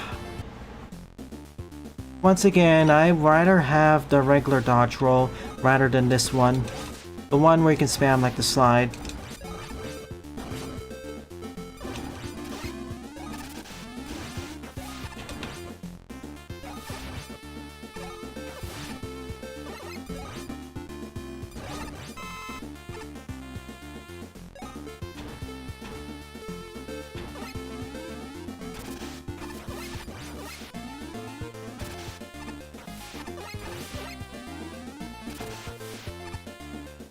There we go.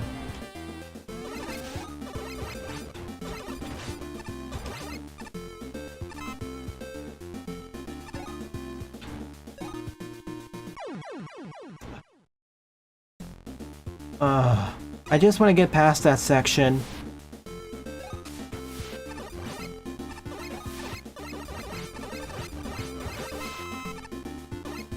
All of this to get back to Cybertron and rewrite history in favor of the Decepticons to win.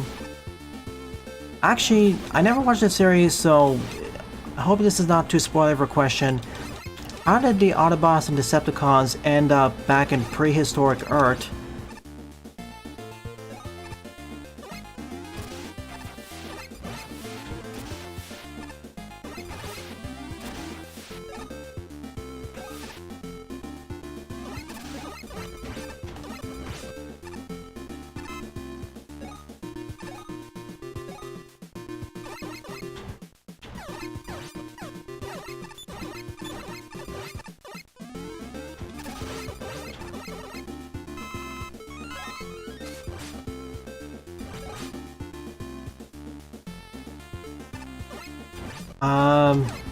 In order to break dash, I need to do it on solid ground.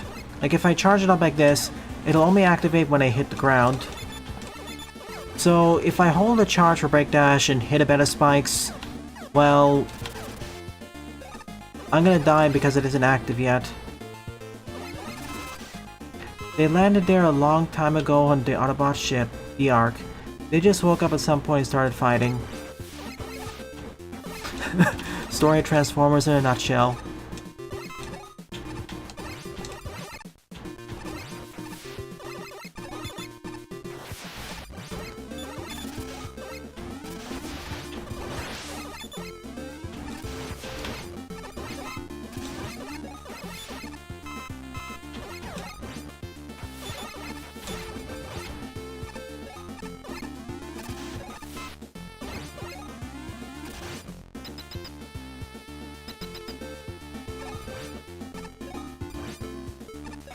Alright.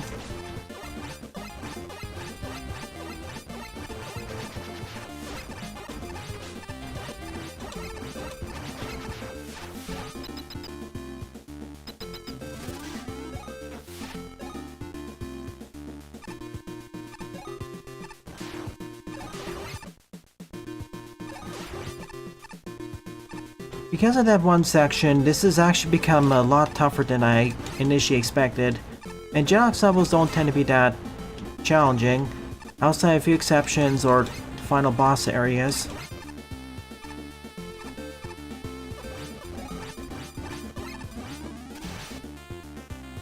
If anything, one of the key highlights of the stream is me learning just how powerful Break Dash is. Beep.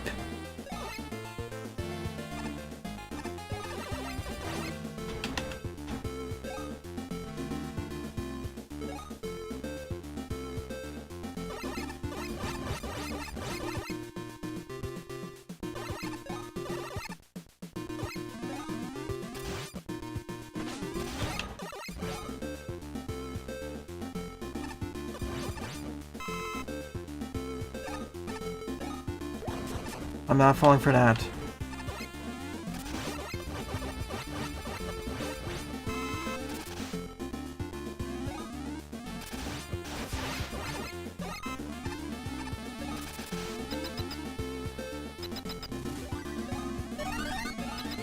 And let's rumble. This was a pleasant, okay, just existing stage.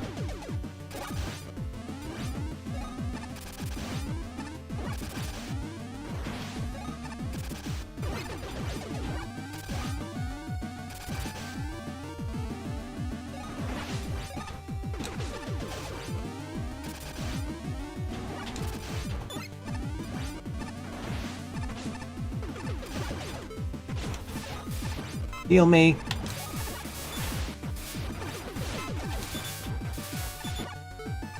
Wait a second. Oops.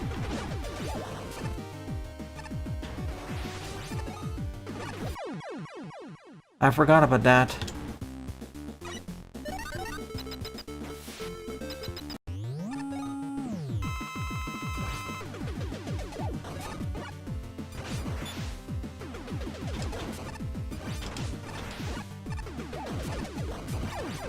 Prepare to get crushed.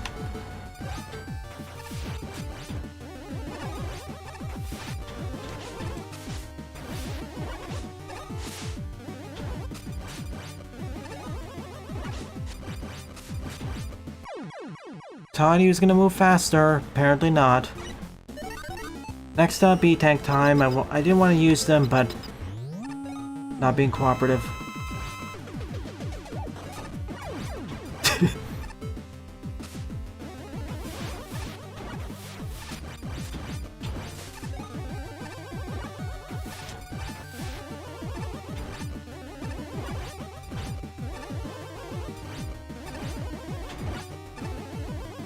This is my cautious strat.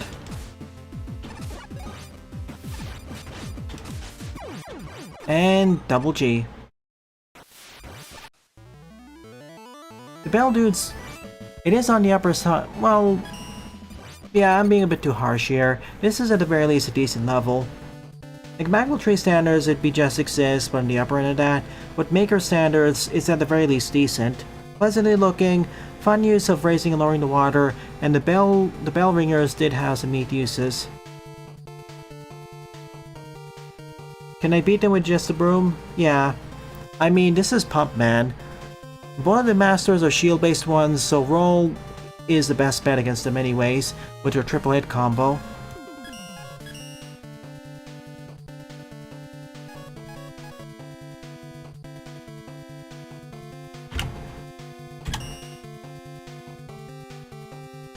I see.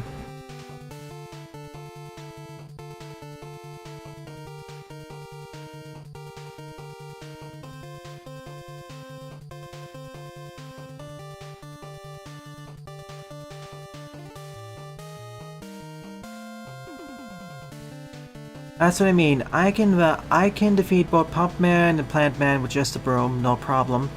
Again, shield-based masters, so roll just tears through them. And yes, you can one-shot Pump Man by using the concrete shot, because you can turn the bubbles into concrete blocks, and once the block falls on top of them, it insta-gips them.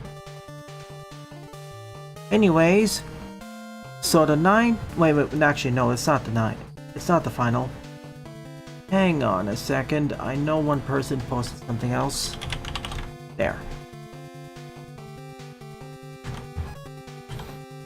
You're right in time there.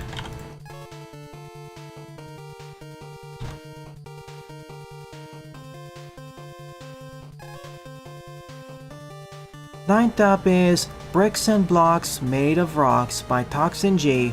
119 plays and a score of 70. That's the goal. Toxin GX. It's not a no reset speedrun level. I like the poem.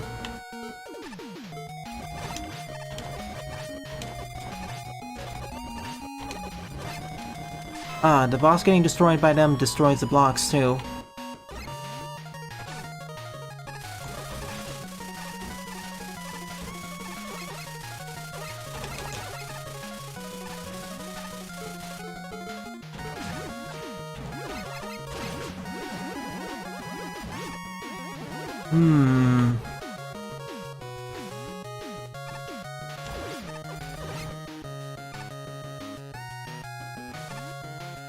Interesting.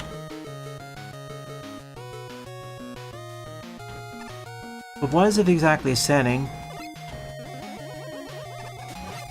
Like, I don't see my life total changing.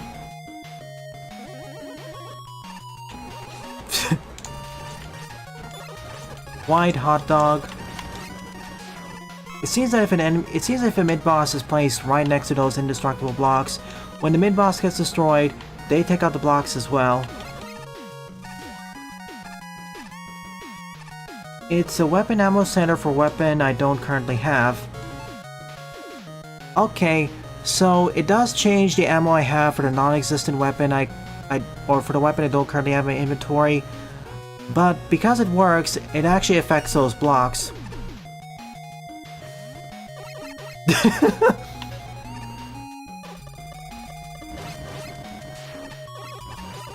See, up to this point, I thought the weapon centers only work for weapons you currently have on you. It doesn't work for weapons you don't currently have, but apparently it does work for weapons you don't currently have. Otherwise, this system would not work. I haven't seen any other single level designer use the blocks in this fashion. The weapon setters in this way. So, bravo for being the first one. Another W for... another many W's from Toxin G. Who's finding more and more ingenious ways to use these items and gimmicks.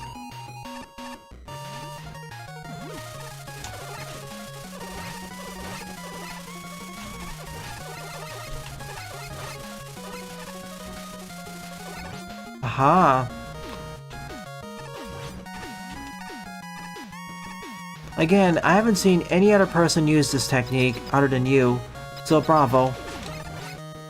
So because of that, and because of... excuse me. Not only that, I had already ranked the stage as being an honorable mention just because of how unique the gimmick is. But it actually also has fun level design that can stand up on its own 2 feet.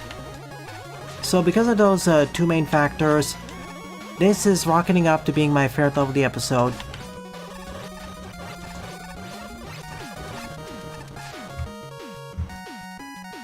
Up there with Frost, and Frosted Finale becomes my honorable mention. I mean, the level is already fun and unique enough to the point where I'll mark it as being my favorite. Fans level is fun, but it's beat out by this.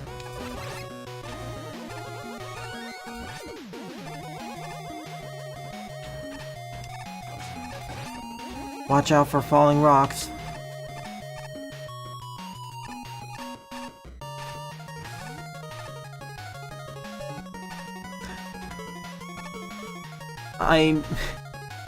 And the most surprising thing of all is it's done in Maker. It's not done using custom assets like something in a Maker mod or Magmal Tree. It's just making use of the tools already available in this game. Just with a hearty amount of text editing as well. Just with a healthy amount of text editing as well.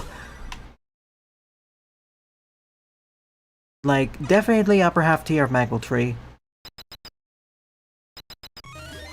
Probably...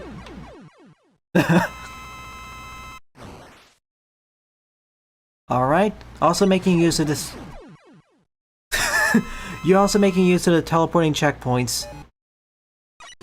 Nice. Meanwhile, Proto Man appears to save the day.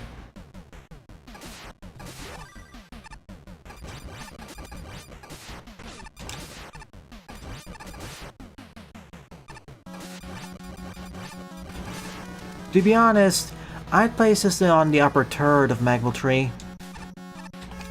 Alright, time to do this stage again as Proto Man.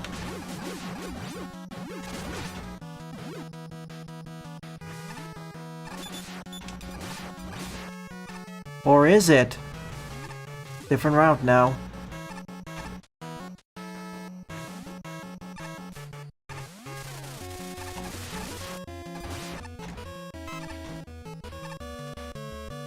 Yeah, don't spoil that yet. I know what it is, but I want everyone to see just how hilarious it becomes.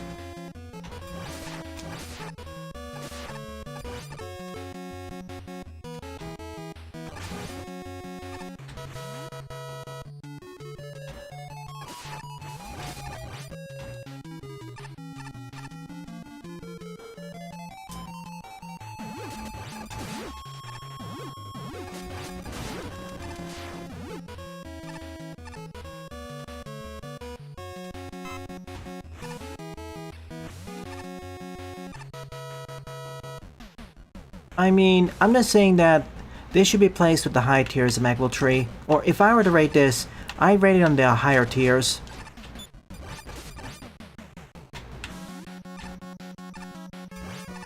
I wouldn't put it like on tier 15, it's not that beautiful, unfortunately, limited by the constraints of Maker, but it's gonna be at least a tier 10, I think. At least a tier 9 or tier 10. Mega Man's in prison. Free him! Alright, time to rumble for real this time. At least a tier 10.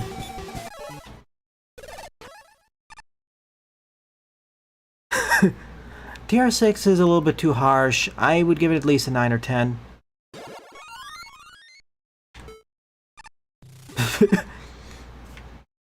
Tier -1 minimum. Still, great job. Alright.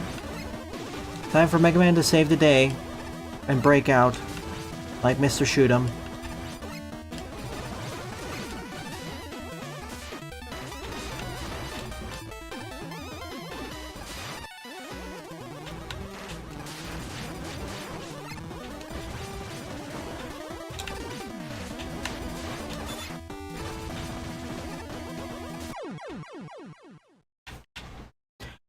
G to the G.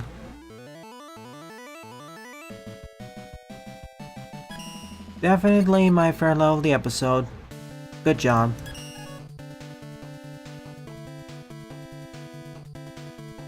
Again, if this is Magwell Tree, I'd probably place this in tier 9 or tier 10 minimum.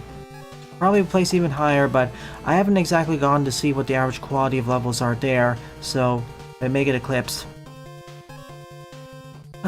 We'll be getting back to Magwell Tree in about 2 weeks for some co-coms. But in context with Mega Man Maker, with the standards here and the limitations, this is a good stage. Pat yourself on the back, Toxin. Another W goes to you. Tier 12 or higher. Like,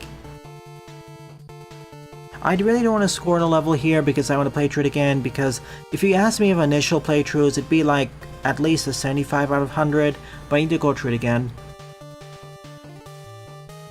And yeah, the Mega Mix engine offers so much more flexibility and stuff that you can pull off a lot more creative stuff in the end, so.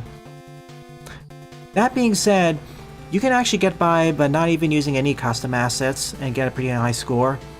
Remember Kamuso Temple back in Magwell 2? That was in the top 10 and didn't use any custom assets. Anyways, the 10th and final level of the stream is Scorched Mine version 2 by Sunflora Azumarill, 19 plays, score 4. And to be fair, more than a few stages use custom assets kind of as a crutch, but they don't really explore their potential enough.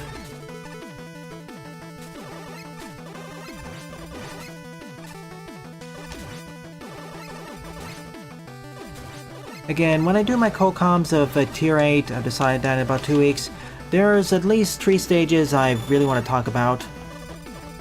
Well, my own, our own collab stage and, well, okay, our own collab level, Worthless Man, and Fu Man. I've heard a lot of interesting things about the latter two.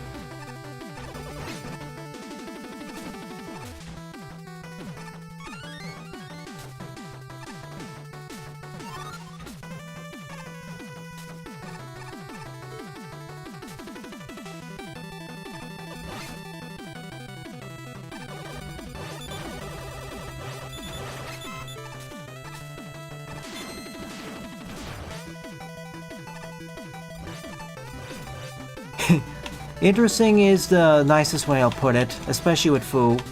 With Wordless, I know what the issues are with that. It's the boss fight at the end, really. That's the main thing that I'm concerned about. With Fu, I won't say more.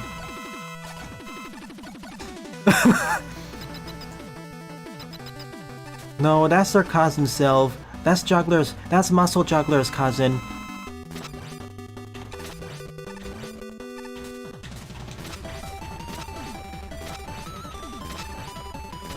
Just like how That's just like how Dr. Willy is Dr. Wily's cousin.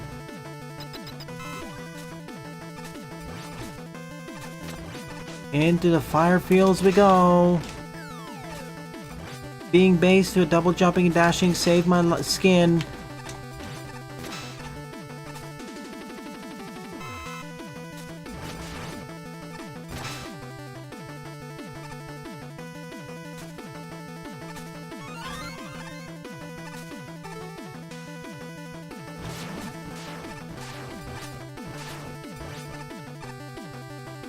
Dr. Willy's an in-joke from some of my other Let's Plays. We joke about the misspellings or mistranslations of Dr. Wily as Dr. Willy or Wily. So we made a joke saying that, oh, that's Dr. Wily's cousin.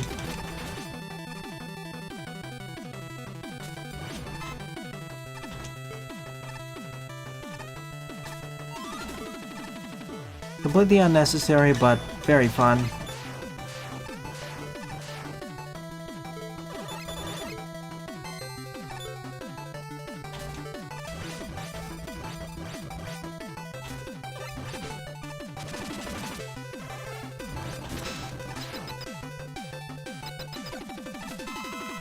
Thumbs up. Speaking of Mario and Luigi, from the game I'm really looking forward to in that series.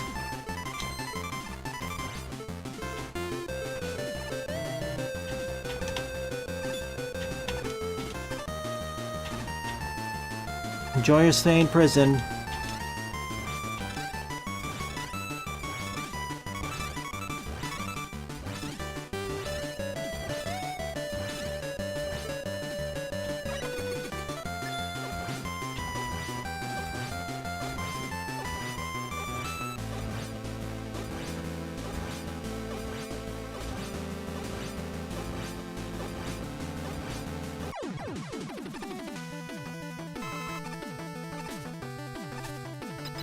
Yeah, and there's no way we're gonna escape from those jokes eventually, Sylve. If anything, we're gonna have to make even more jokes about... I know there's gonna be a lot of jokes we're gonna be making once we get to the mini-games to make Bowser grow giant. I'm gonna have to restrain myself on that part.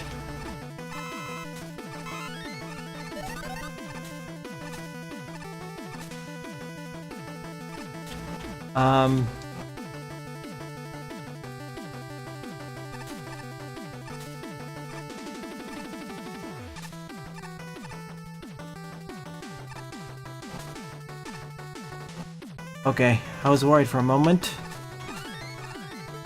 Something worse? Oh boy.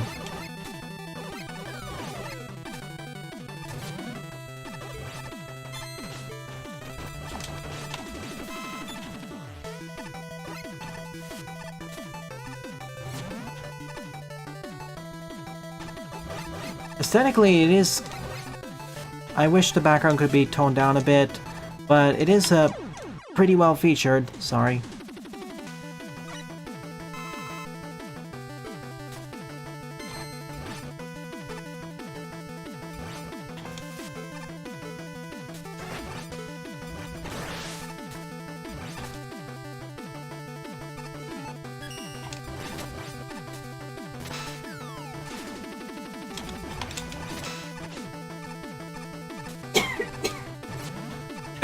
Excuse me.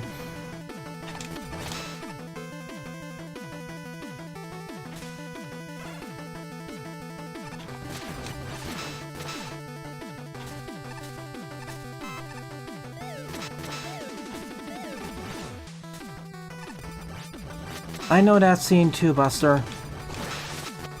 That's not the one I'm gonna make the most jokes about.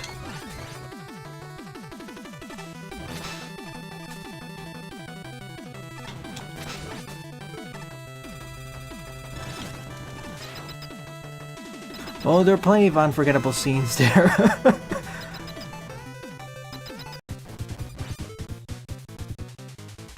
That's gonna be a bit awkward to stream though, especially with the giant battles. They do ask you to rotate the DS, so, Triple treble boost.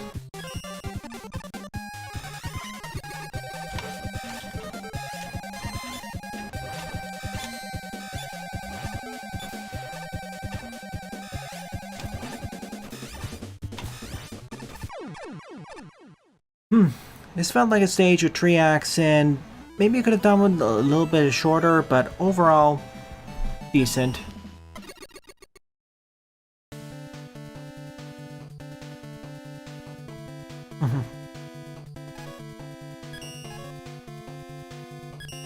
So overall, of the 10 levels I covered in today's morning stream, my favorite one would certainly be Toxin G's level about breaking Rocks May Break My Bones, with an honorable mention going to the Frosted Finale by fan/WOL4.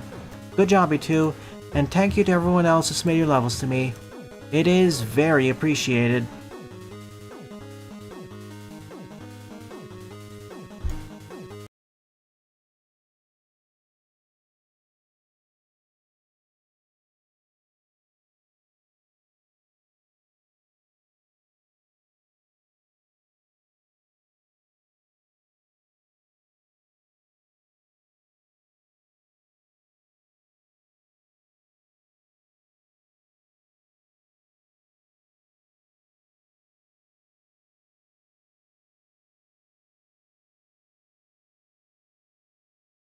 Alright.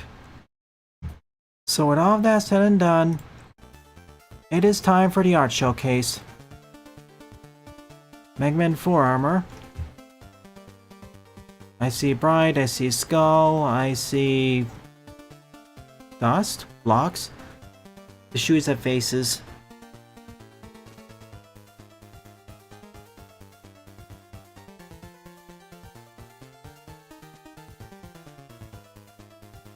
Drillman armor.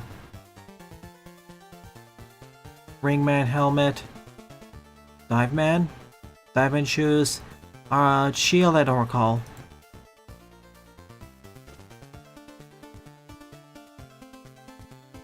Mega Man killer armor. Anchor. Quint. Punk. Blade.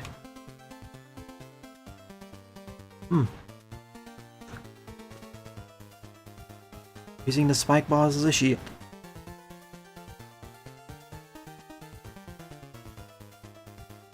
Hello, let me open.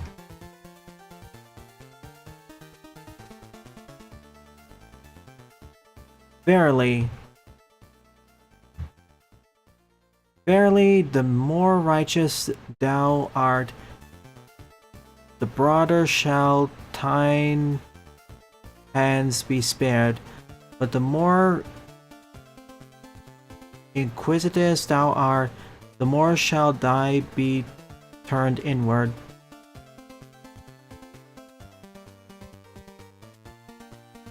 I can't read the...